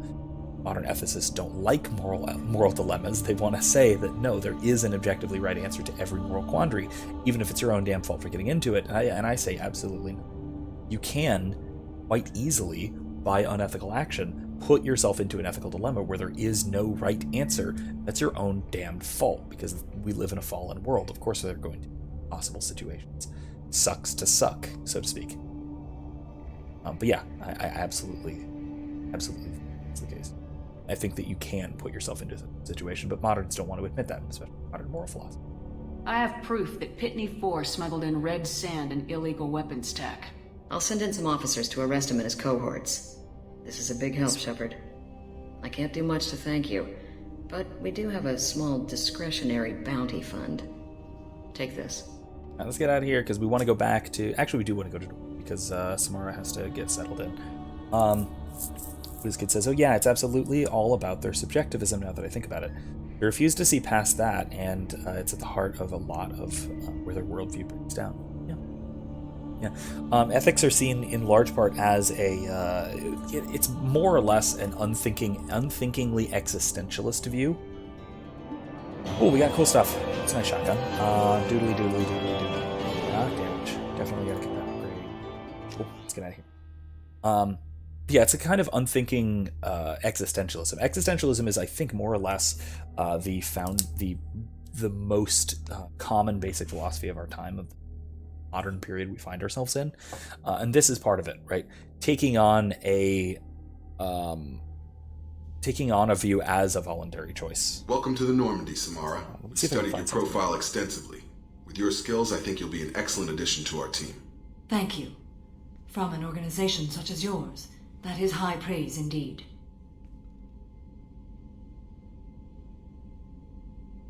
Yes. I've seen Samara's biotic powers at work. They're substantial. We still don't know what we're going to find when we hit the collectors. I will be prepared for whatever we encounter. Where shall we put you? A room that looks out on the great empty void would be most comforting. Put her in the observation room on deck 3. Thank you. I must meditate on the day's events. But yeah, I'll see if I can find... I know Bishop Barron did a short little talk. I forget if it was a conference talk or if it was one of his short little videos about existentialism as the kind of default view of modernity. But it was something about that. I knew he said something. Yeah, need more iridium. I'll have to do some of that off stream. Do some mining off stream. Yeah, biotic. Need Ezo also. Biotic cooldown. Yep.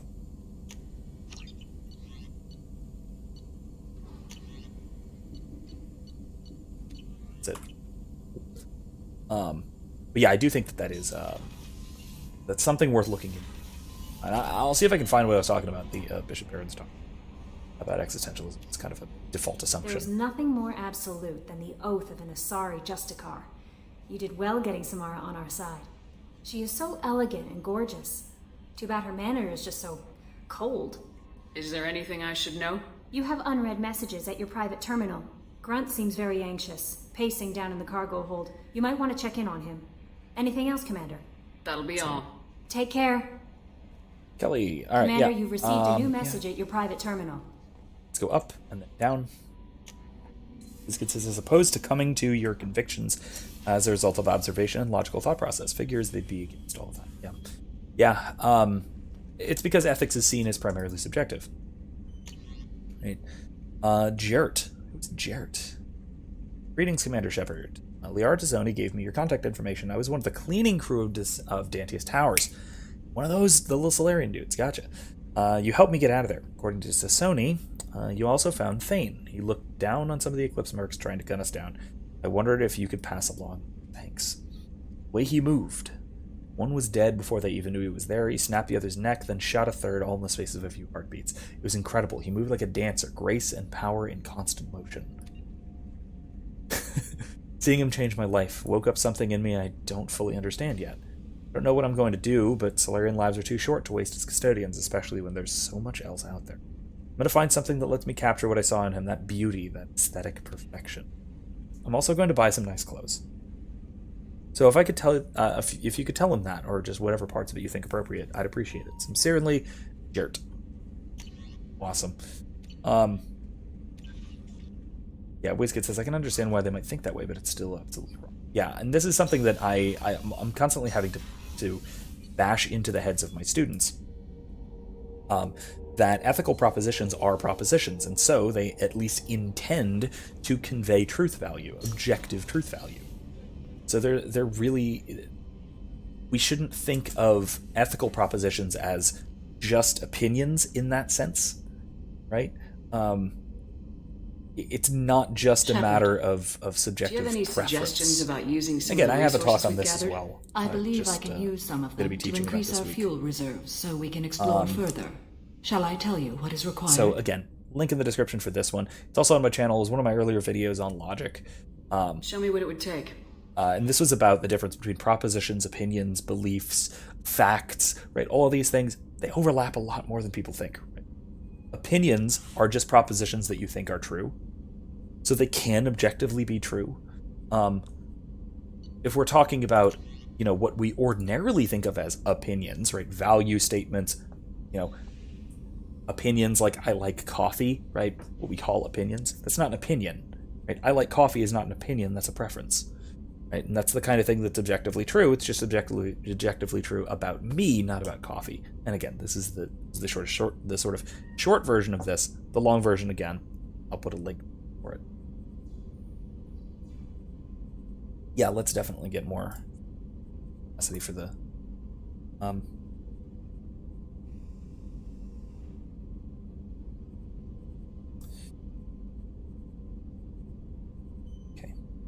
Note that. Put in the related videos. Cool. Yeah, let's research.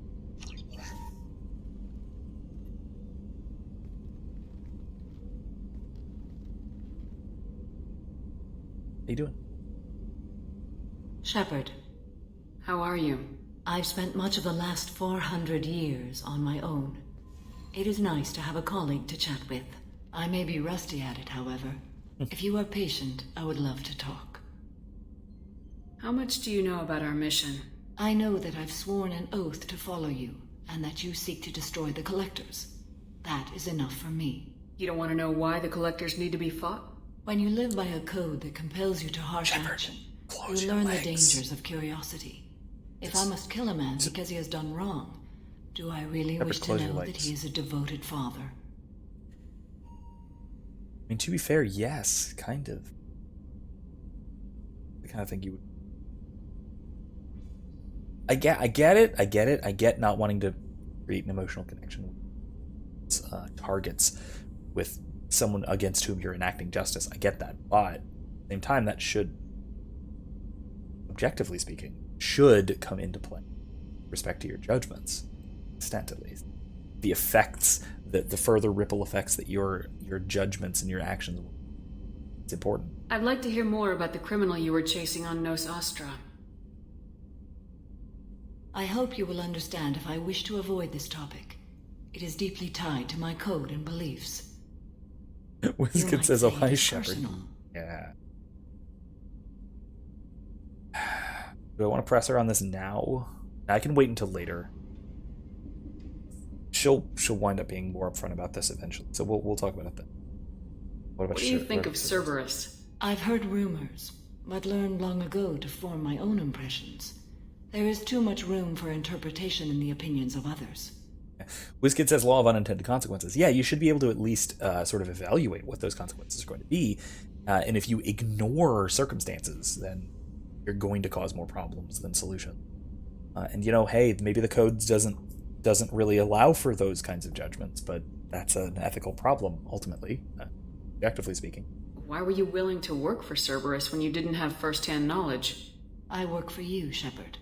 Our methods may be different, but our goals are not. I should get back to work. It has been my pleasure, Commander. Shepard, please stand. Do the thing. Alright, let's go talk to Grunt. Grunt needs us for something.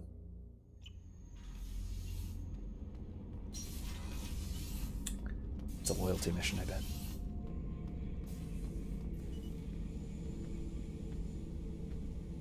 Chambers said you're tearing up the place. Something Wizkid wrong? already fed the fish. Something Thank you for the reminder. Is wrong, Shepard. I feel wrong. Tense. I just want to kill something. With my hands. More so than usual. Like it's not my choice. Like I just want to... I don't know. It's very dangerous that you're capable of doing that. What's wrong? It's very dangerous that you're capable of doing that on a spaceship. Okeer didn't imprint anything to help you figure this out? I see pictures of old battles. Voices of warlords. But this is a blood haze in my head. I want control. When we're moving, fighting, I focus. But here my blood screams, my plates itch, and even you are just noise. I'm tank-born. What is this? Nick Krogan opinion, I think. Don't know if I can help, Grunt. Sounds like we need one of your kind to look into this. Most off-world Krogan are warriors. Doctors don't leave the homeworld to Junka. I won't ask you to go there. I will control this. Joker can get us to the Krogan homeworld. I need everyone at their best. Thank you, Shepard. I don't like this. Fury is my choice, not a sickness. Alright, we'll do that eventually. While we're still on Ilium, though, let's go do Linda's loyalty. That will be it for tonight, because we will be out of time at the end. Now it's not too long, we should have time for it, though. Let's go do it.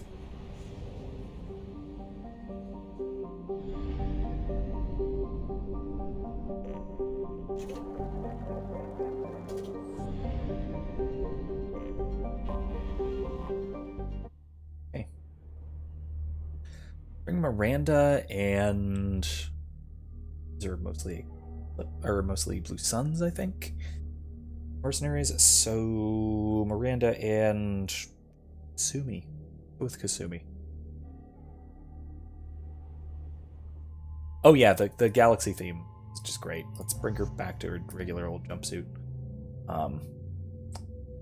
We're in civilian is in Kasumi. Combat armor at the moment.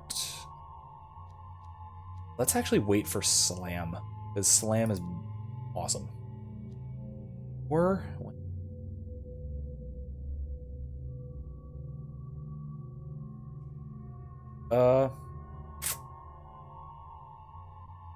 yeah, let's wait for Slam. Slam's great.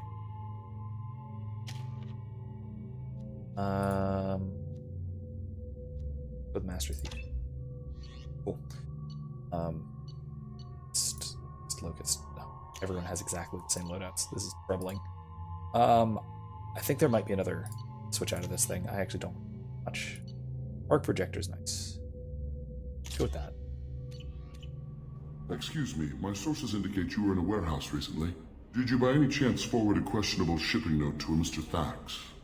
It looks suspicious, so I passed it on. I'm a representative for Mr. Thax. He's very grateful to you. Please accept this as a gift for bringing the shipping irregularities to his attention. What happens to the shipping agent who was cheating Thax? That depends on how sincere her apology is, and how willing she is to correct her mistake. This is great. A Krogan public relations guy. Do you want help finding the person who cheated Thax? Thank you, but that won't be necessary. Mr. Thax will be making a series of polite calls. Hopefully a confrontation will not be required. It was my pleasure. Have a pleasant day. That's the most civilized Krogan I have ever seen. I have a message for Miss Lawson. Lantea has reserved a room at Eternity and will be waiting. Thank you, Edie. Let's go do that. Ilium sees many human refugees, terminus orphans, and former slaves abandoned by Batarian raiders. For many, the adjustment You have to give the Asari credit. Ilium is a cultural marvel. Humanity can learn a lot from their ingenuity. a charity that helps human refugees, Yeah, orphans, that's true. and former war prisoners. Pardon me, I'm on a call. No, you don't understand. I lost it somewhere near the 25. There's something else we're gonna have to pull. No, you're not hearing me. I want to buy it up, but... I need minimal heat increase. Else, backup module. And Yeah, we should speed. put I have extremely high performance requirements. time for Discipline. those are actually easy. Confidence. When you join the Listen, Wizkid, she works for Cerberus. She is just kind of racist. That's normal. Should be expected in her choice of organization. Oh, We'll hey. figure something out. Stop worrying. Stop This worrying. is something I should have This is brought my life Tally you're for, talking but about. that's fine. It's okay. I'll think of something. You said Synthetic Insights would buy me. You said it was an easy sale. I assumed they would want an AI tech. Hello. Can I help you with something? Have you made this Quarian your slave? We prefer the term indentured servants. Before you do anything hasty, know that this Quarian signed the agreement voluntarily, and her servitude contract is completely legal on Ilium. If you actually want to help the Quarian, convince the Synthetic Insights representative to purchase her contract. So slavery is legal on Ilium. Indentured servitude lasts a set amount of time or until agreed upon conditions are met. Ilium must approve all contracts. The law limits what restraint or corrective options I can use and what tasks I can legally assign her. I'm also legally responsible for her behavior and health. Abuse is absolutely forbidden. Oh yeah, so Wizkid's point. She was being surprisingly civil this time around, maybe some cracks in the... Yeah, true. I mean, she's not like hostile kind of racist, she's more benevolent racist. She just wants the best for humanity. That doesn't mean she hates others. That's the difference. That's the big difference. Yeah, so indentured servitude. It is... There are all sorts of legal arguments for and against. And I mean this genuinely. I don't just mean this as a kind of throwaway Why sort did of this thing. Quarian sign herself into slavery? I tried to play the stock market. I'm good with numbers, and I thought I had a way to make unlimited money. I lost everything. Then I got a credit line and lost that. Then I took out an illegal loan. You get the picture. As part of our agreement, I paid off her debts. 5 years from now, she'll have a fresh start and excellent work references. Okay. If slavery's legal, then why are you trying to sell the Quarian? I don't keep service contracts myself. I'm a contract broker. I assumed Synthetic Insights would jump at the chance for a skilled But don't AI gamble. tech, but they won't even make me an offer. Don't gamble what you can't afford to lose. You can gamble, but think of it as losing. Think of it as throwing away money on entertainment. Right? That's a really big difference. Like if you go to a casino or you play the stock market, right? Assume that you're throwing away your money and you're doing it for the fun of it. And if you win, then that's an added bonus, right? So just assume that the money's gone. Don't gamble in order to gain, because you probably won't. The odds are necessarily against the gambler. That's how casinos work, that's how the stock market works, etc. Wizkid says, yes, I can't remember the term, but it's for benevolent reasons. Or humanocentrism rather than racism. It's sort of an ethnocentrism kind of thing. Yeah, it's not a terrible arrangement, right? This is decent. Right? This is not horrifying. Again, if the contracts, if the rules are set out, the rules are set out from the outset, right? That outlaws that prohibit certain kinds of treatment. Why not just keep her? You said she had technical any of that skills. kind of stuff. Quarian's strict health requirements and diets make them expensive to house and feed. I run at a minor profit at best. I don't have the money for constant suit repairs and clean room facilities. So, what happens if synthetic insights won't take me? A solution always presents itself. I will take care of you. Yeah, so this isn't. You're right. This, in particular, this situation isn't so bad. And so there's two sides to this dispute from a pure, theoretical legal theory standpoint, right? I'll talk to the synthetic insights rep and see what I can do. On the one hand, really, thank you. I'd appreciate that. On the one hand, right, you have You deserve somebody who respects you, somebody who's going to treat you right. Oh, I think I'm just going to stop dating for a while. No, don't do that. Don't let some human spoil you. It's always the same thing. Ooh, she could get sick. She's vulnerable. I wonder what she looks like under the helmet. You'll find someone out there who cares about you for who you are. Someone whose food you can eat, even. Simp. Yeah, simp. Turian simp, even. Neat. WizKid, don't be a simp. Come on, guys. Anyway. So what I was saying, right, so on the one hand, right, we have the legally agreed upon terms and conditions for the contract, right? That presumably, at least in this case, all parties are aware of the conditions and agree to the conditions in particular and specifically, and it's a tailored contract for an individual, right? All of this eliminates a lot of the problems with shady contracts. Cool. On the other hand, the legal argument against indentured servitude, this sort of thing, is the inalienability of choice, right? What you're doing by selling your future services in this manner, by signing a contract with no exit clause, essentially, is you are selling an indefinite or an indefinable value in the future, right? You are determining yourself to a particular course of action, even if you don't know what that course of action is going to be from the outset, right? So the Quarian here, her services could be worth any amount from 0 to a ridiculously high number. There's no way of knowing that from the outset. What she is selling is whatever those services happen to be in the future. So what you're doing is you're selling something which is unspecified. You're selling a mystery box, so to speak. So this is part of the problem with these sorts of contracts. It's an uncertainty that you're selling. The other problem is, like I said, the inalienability of choice. You're selling your capacity to choose, which is, it has its own moral problems, especially from something like a Rothbardian standpoint. Murray Rothbard, a major libertarian legal theorist, objected to indentured servitude for precisely this reason, that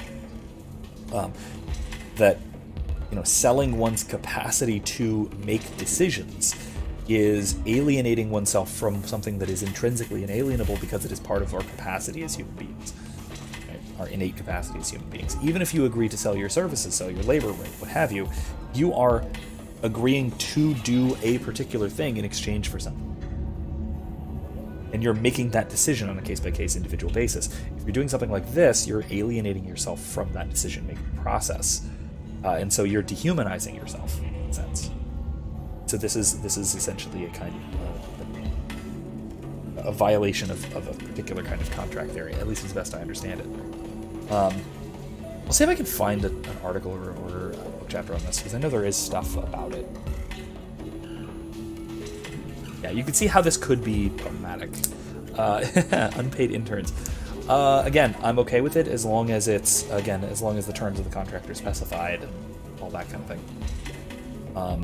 That doesn't have the same problems of alienation of oneself from one's decision making, and similarly, it doesn't have the same problems, which again, I'm a little bit skeptical about that part. Maybe it also doesn't have the same sort of mystery box problems. You're agreeing to a particular wage. That wage just happens to be 0. Can I help you with something?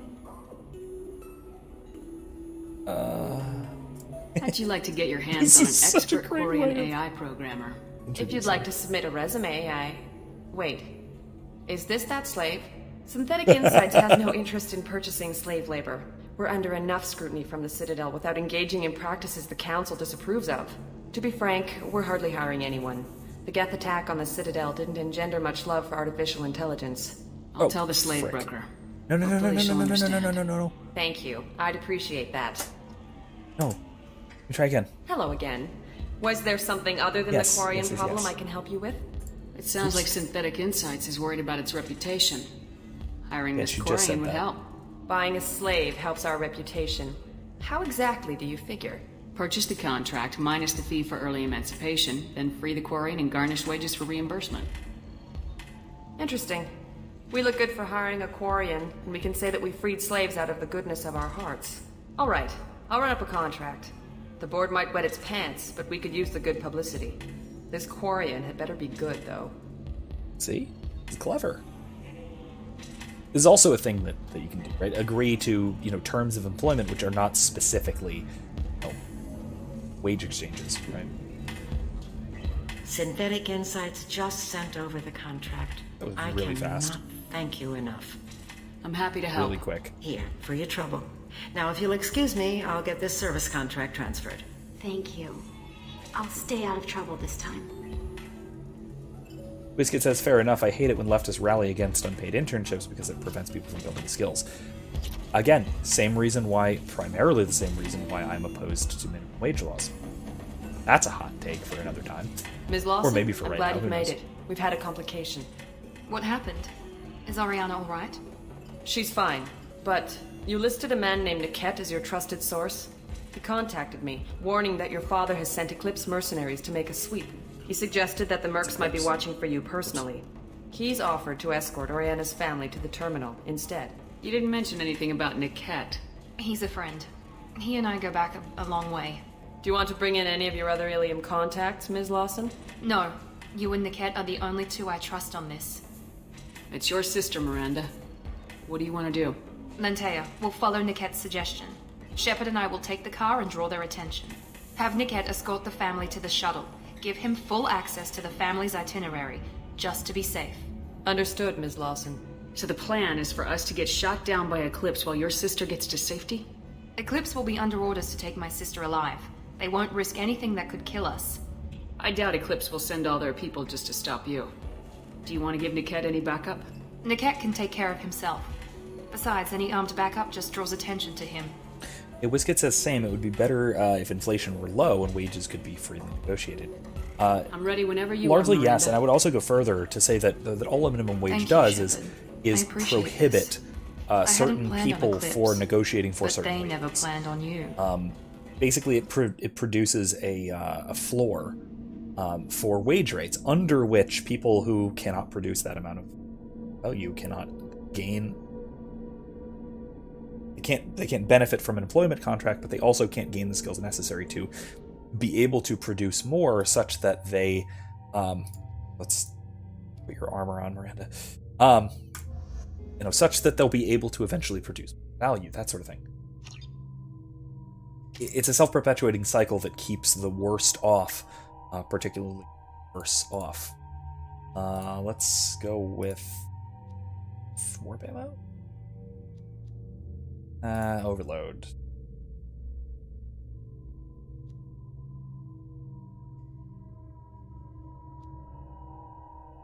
Overload.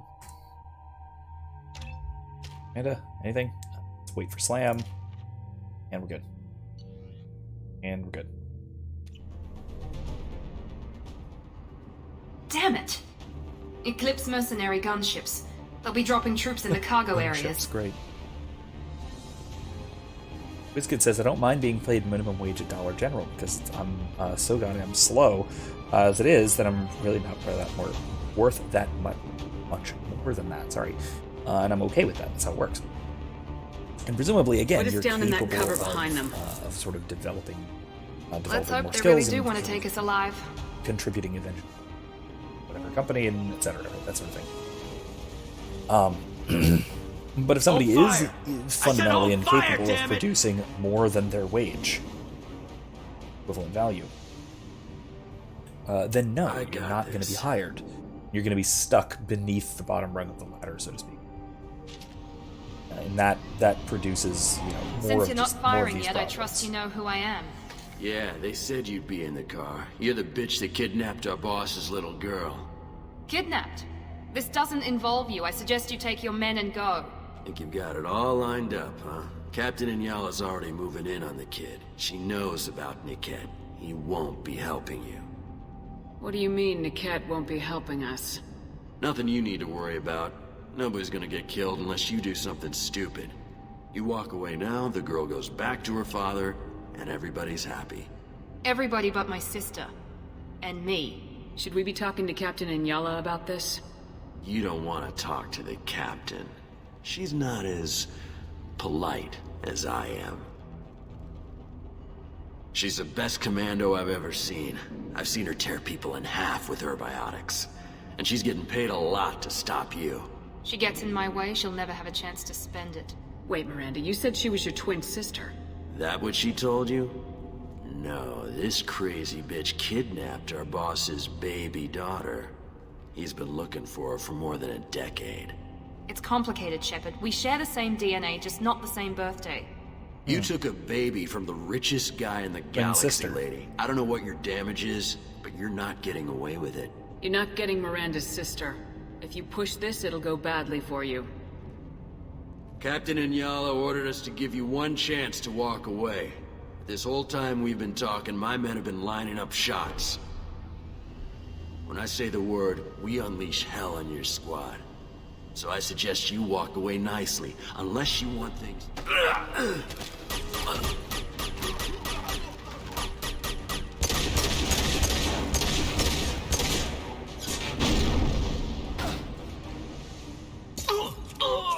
That was a good renegade interrupt. We've been spotted.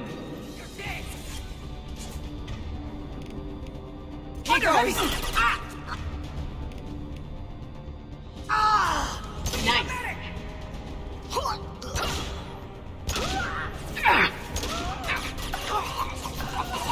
Breathing down. Watch for fire. Hostile combat drone!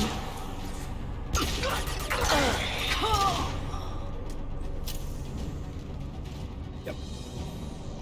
There are, even on a full Paragon run, there are a few Renegade interrupts that I just cannot resist, and that is... the other one is on, what is it, Grunt's loyalty mission? No, it's on Morden's loyalty mission. It involves setting something on fire. We'll get there eventually. Need some cover.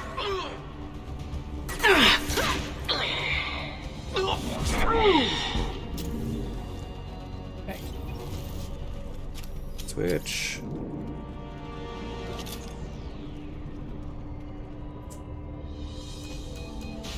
Team 4, do you read? Team 4!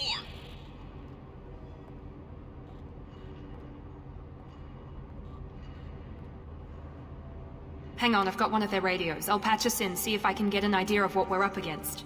Shepard, I think I owe you an explanation. Oriana is my twin, genetically. But my father grew her when I was a teenager. She was meant to replace me. I couldn't let my father do to her what he did to me. So I rescued her. She's almost a woman now. Why didn't you tell me that we were saving a kid? She's not a child. She'll be 19 this year. But, well, it didn't seem relevant at the time, I suppose. There are people who'd use her against me. I'm very protective when it comes to Oriana. I'm sorry I didn't trust you sooner. You deserved to know.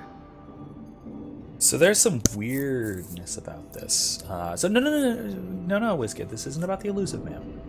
This is about Miranda's father, who is a different crazy humanocentric psychopath than the Elusive Man, who we don't meet until ME3. If Eclipse knows We where do meet him Oriana in is, they'll be moving in on her soon. We need to hurry. Agreed. I'm a bit worried by what the Merc said. This I've brings got up to again Niket the whole somehow. like This is gonna be harder than I commodification of human planned. beings. According to the specs I that we reviewed, talked we'll need about to when we were cut through the talking cargo processing time yard ago. to get to Oriana. Can you tell me anything about the cargo processing yard? We'll be moving through conveyor systems. There'll be a lot of movement. Finding targets won't be easy. We'll need to stay sharp. And these cargo transports carry hazardous materials. So watch what you shoot at. I hope your friend can be trusted. That's gonna be useful. Absolutely. Niket is one of my oldest friends. I guess you could say he was my only real friend. He's the only person I didn't cut ties with when I left my father. Is there a chance your father could be using Niket to get to you? I'm sure he's tried, but Niket's one of the few people who understands what my father is really like. I trusted him with my life when I ran from my father, Shepard. He won't betray me now. Wizkid says, oof, too many weird father-daughter psychopathy in the series.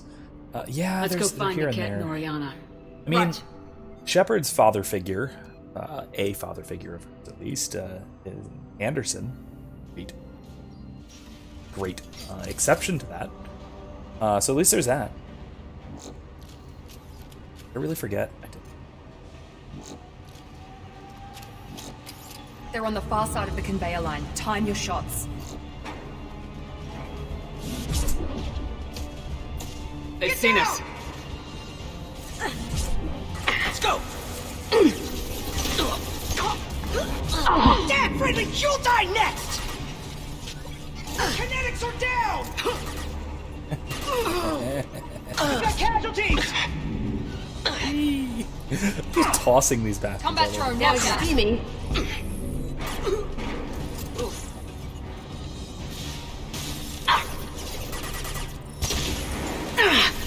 Impressive. This is Inyala. Keep the bitch back. Niket is nearing the transport terminal. Okay. One or the other of them has to have a pistol out. Actually, no, they're fine. They're fine with SMGs for the moment. May need to switch up at some point, but it's a matter of who we're shooting at. With all these people with shields, SMGs.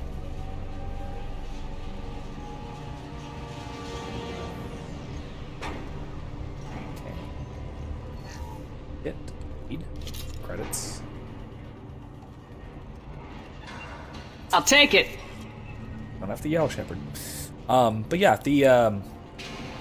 we actually don't hear anything about Shepard's father, even though we hear about her mother. Going silent. Allied forces. That one hit! Hostiles detected. Requesting assistance have engaged. Perfect! Here we go. Just stall them, damn it. But yeah, we don't really hear much about Shepard's father. We do know that he was Alliance, that's all.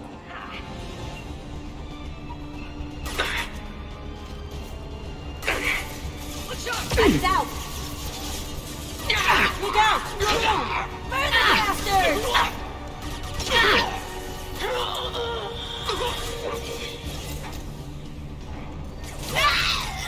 Overloading their systems. You too. Get to cover!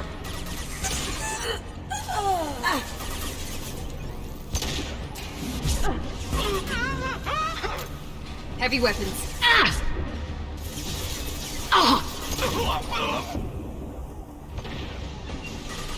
There we go!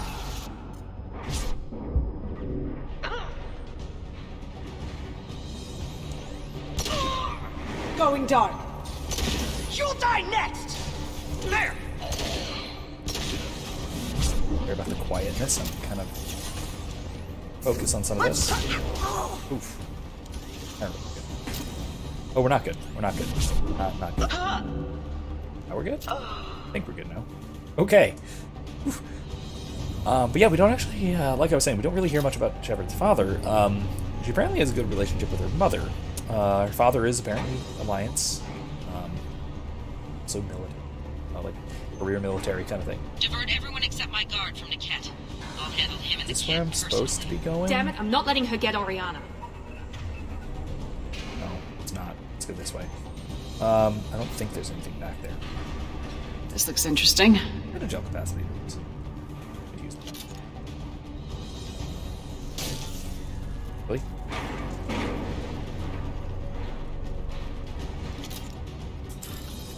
Hack time. That was easy.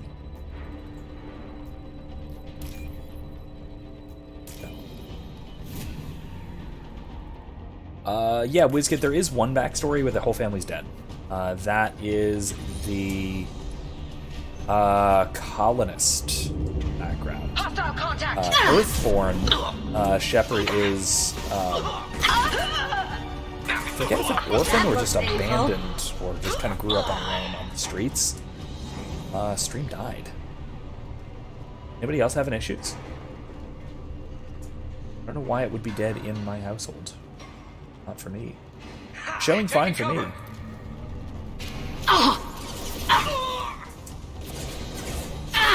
Rerouting power. Lights out.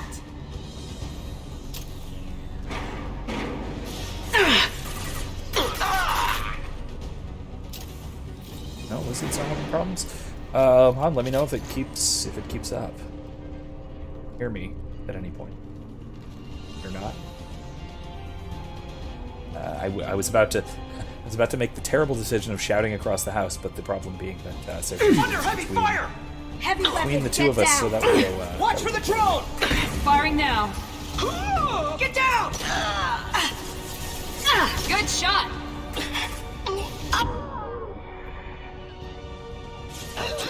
Okay. Get ready to burn!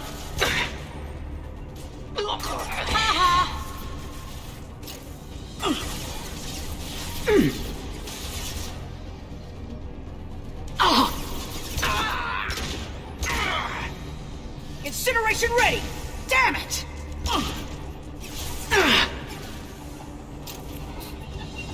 It might just be fun, yeah, it's possible. I don't know.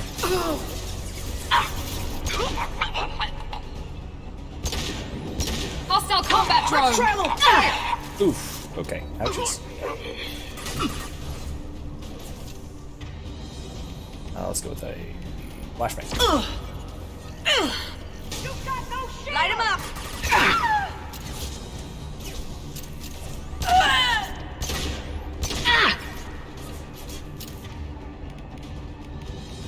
Here we go! Can't get there. Oh.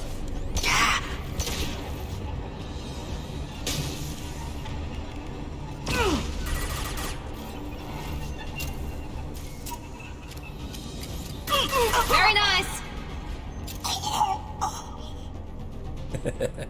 Yes, I agree. Saoirse would always love the We can opportunity cut down to cause through the chaos. cargo line. Anywhere, stream or not stream, loves her chaos. It's kind of her favorite thing.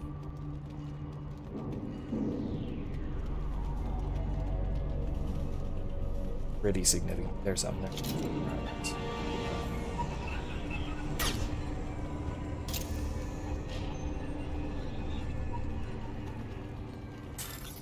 Alright, hack time. Oops. There, and it's gone.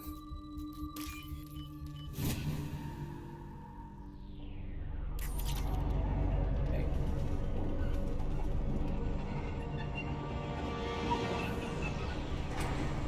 Let's move right along. In here. Zip.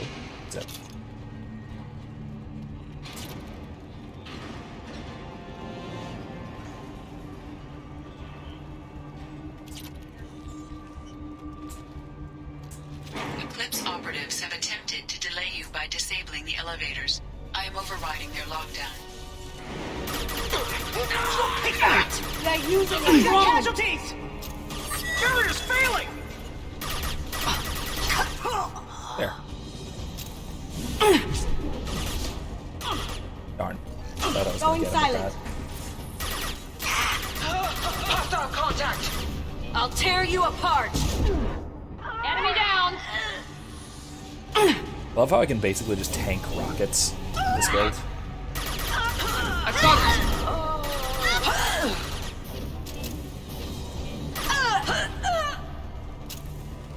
Niket has reached the terminal. He'll switch the family over to our transport. Niket?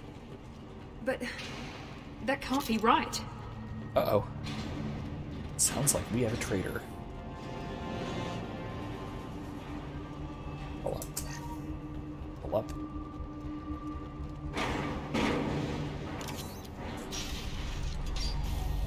Maybe the captain knows we're listening in, and she's feeding misinformation about Niket making a switch. Or maybe it means something else. Niket wouldn't do that. Damn it, why won't this thing go any faster? With the elevator music and everything. Good touch. What makes you so sure that Niket wouldn't turn on you? He could have turned on me when I ran away. I'm sure my father tried to buy him off. If he didn't do it then, why would he do it now? Did Niket know that you took Oriana from your father? No, he just found out about that recently. It was too personal to involve someone else. I never really thought about it, but maybe... No, he'd have to understand why I did it. He knows what I went through. Let's find out. We won't know anything until we find Niket. And then I'll have a word with this captain in Yala. Because he wants to... Wait, whoa. Niket wants to bang who? I've got authorization to change their booking. I'm sorry, sir. We're under Used security here. lockdown. Until the situation in the cargo terminal This is is resolved, Niket, by the way. no passengers can be rebooked. This isn't worth my time, Niket. I get paid regardless of how the girl gets there. No. I was told that I could handle this my way. We're not traumatizing the family any more than we...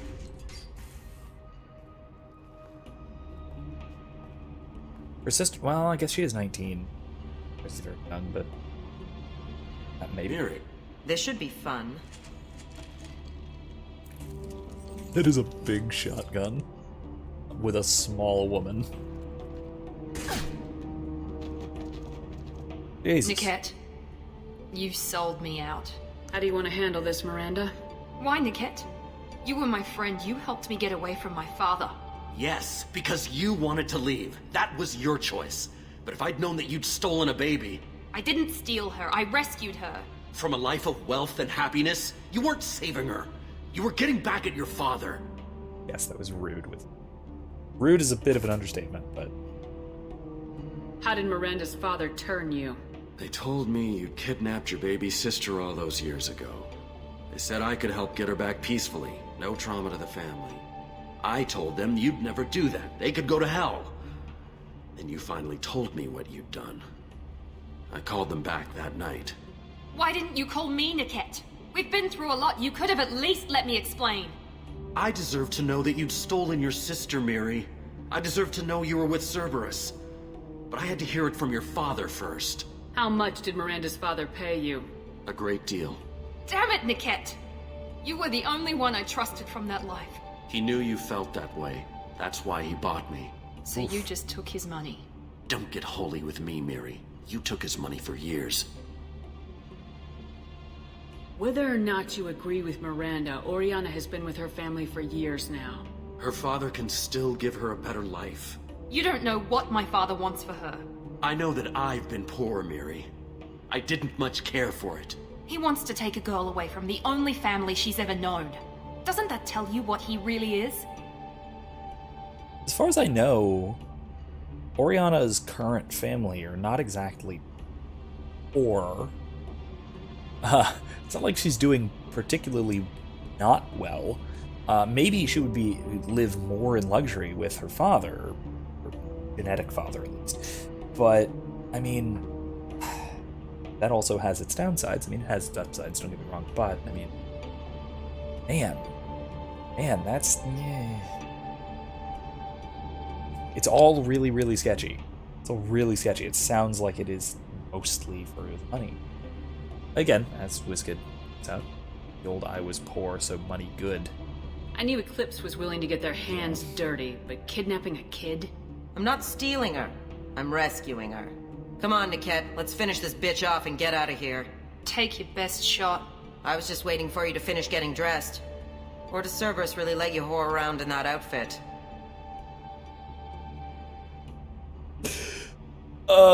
She's got you there. She's really got you there, Miranda. If you're working for Miranda's father, that means he knows about Oriana. We need to find a new solution.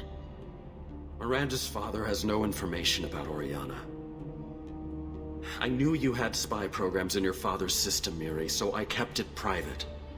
I'm the only one who knows. Which means that you're the only loose end. This isn't how I wanted it to end, Niket. Miranda, wait. You don't want to do this. This has to end here, Shepard. My father will keep trying to find Oriana. Maybe Niket can help. Talk to your father. Just say you got here first. I'll tell him that you hid her. That I don't know where she is. I never want to see you again, Niket. Done. Now, if you don't mind, I have a shipment to deliver. Jesus, she's got an itchy trigger finger. You'll die for that, bitch! I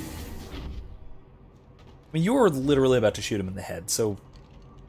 Come on. Everyone ready? Here goes. Out that one!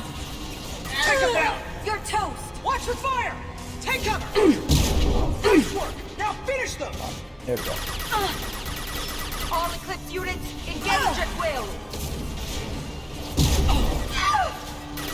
Engaging hostiles! Don't let up! Out that one! Watch out!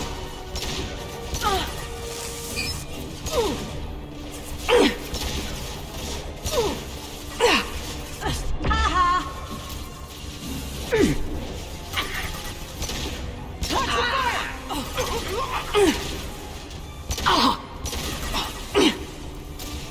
Get to cover! This should scramble their systems. All Eclipse units, engage.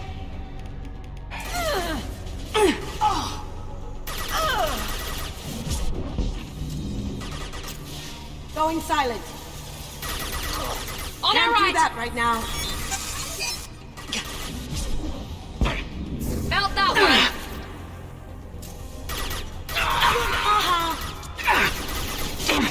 one. Lost shields.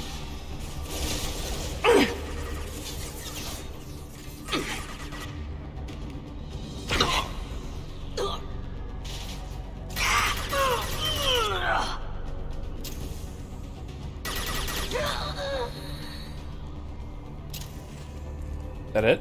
There could be more Eclipse mercs near the shuttle. I want to make sure Oriana and her family get on safely.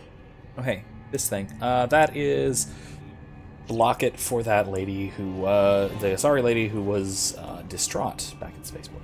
Cool. Let's pick that up for her. We're gonna get to there eventually, but let's pick up some things first.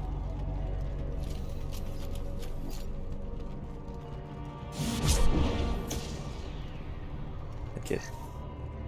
It's worth fine. I think so. Probably it. Maybe heavy weapon ammo somewhere. Power cells in it. That's it. Yeah, that's it. Just ammo.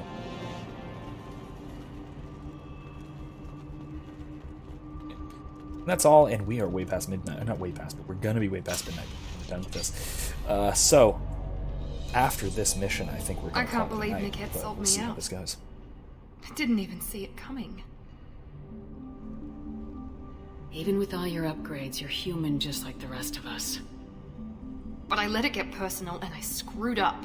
Why didn't you let me kill him? I could have handled that. But watching him get gunned down by that Asari bitch. You still cared for him, even if he betrayed you. You're right. And my father knew it. He used that against me. It's always been like this. My father gave me anything I ever wanted. But there was always a hook, an angle for his long-term plan. I threw away everything he ever gave me when I ran. Except Niket. Weakness on my part? You still have Oriana. My father didn't give her to me.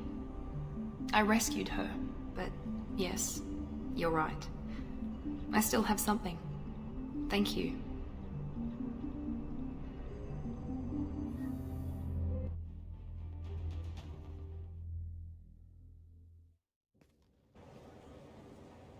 No sign of Eclipse. It looks like we're clear. There she is. She's safe. With her family.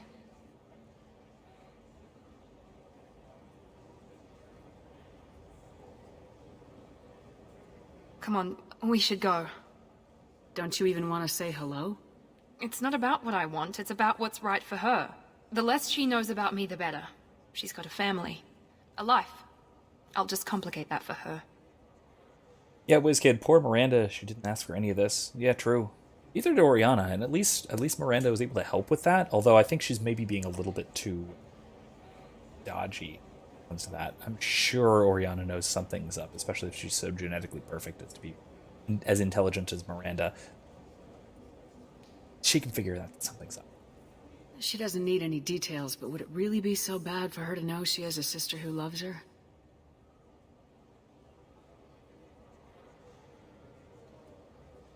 I guess not. See, that was a nice little moment Go of on. vulnerability We'll for wait here. Miranda. There aren't too many of those.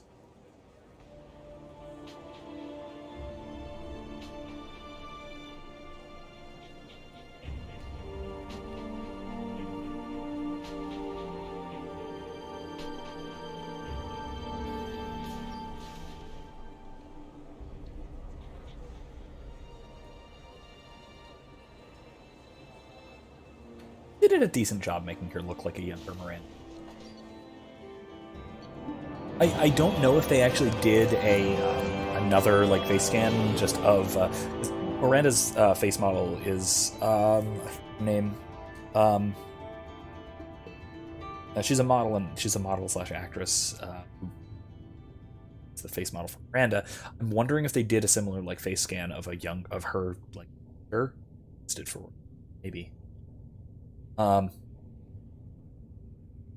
Yeah, she needs Whiskey says she needs to be Miss Perfect Girl all the time. Also, she does not look 19. Younger maybe, but not a teen. Yeah, BioWare is super bad at making young people look like young people. And not just looking like like everyone look exactly the same age. This is a big problem I found, especially in Andromeda. Andromeda, that was one of the biggest graphical crap shows, was the fact that they could not get old people to look old, young people to look young, that kind of thing. The only times that it succeeds at all is with just literal children. And even that is very rare. There's only like one in the Mass Effect series that I can think of, and it's the Star Child in 3. And then in BioWare's some of their other games, they do children. A couple places, like in Dragon Age here and there. But it's just children. They don't do young adults, or they don't do teenagers, like, at all. So, it's weird. That's kind of weird. Anyway, so, we're at a time. I have to get up early in the morning. I got to teach at 9:40, so I'm going to call it there. So, it has been a good stream. WizKid says, not just like a slightly less old, beautiful person. Yeah, very true. Like I said, BioWare's got problems with that. It's not their graphical forte or their design forte. Sadly. So in any case, I will see all of you next time. Keep an eye out for another video coming out this week or so. I got one or the other of a couple things planned, depending on if I'm able to record something tomorrow night and get it out soon. It's a thing that hopefully will go into a class or two. Otherwise, expect eventually, within the next week or two, or maybe my video on aesthetics, on natural law and aesthetics. So those are some things that are coming out soonish. Keep an eye out for those. And otherwise, I will see everybody Thursday for more Red Dead Redemption 2. And then again, Monday for more Mass Effect 2, where we're finally done, I think. We're close enough to done with Ilium, and we're ready to move on. We'll do a mission or so, and then the big turning point, sort of midway through the game, with the collector ship. Major mission that's coming up after, I think, one more. So I think we'll do one loyalty mission. Maybe we'll do a poll or something for whose loyalty mission. Maybe either Jacob's, probably Jacob's. We'll see. And then we'll move on to whatever comes next. So, all right, that's all we got. So I'm going to say goodbye and say goodnight to all of you. Thank you for tuning in. See you all next time. Bye.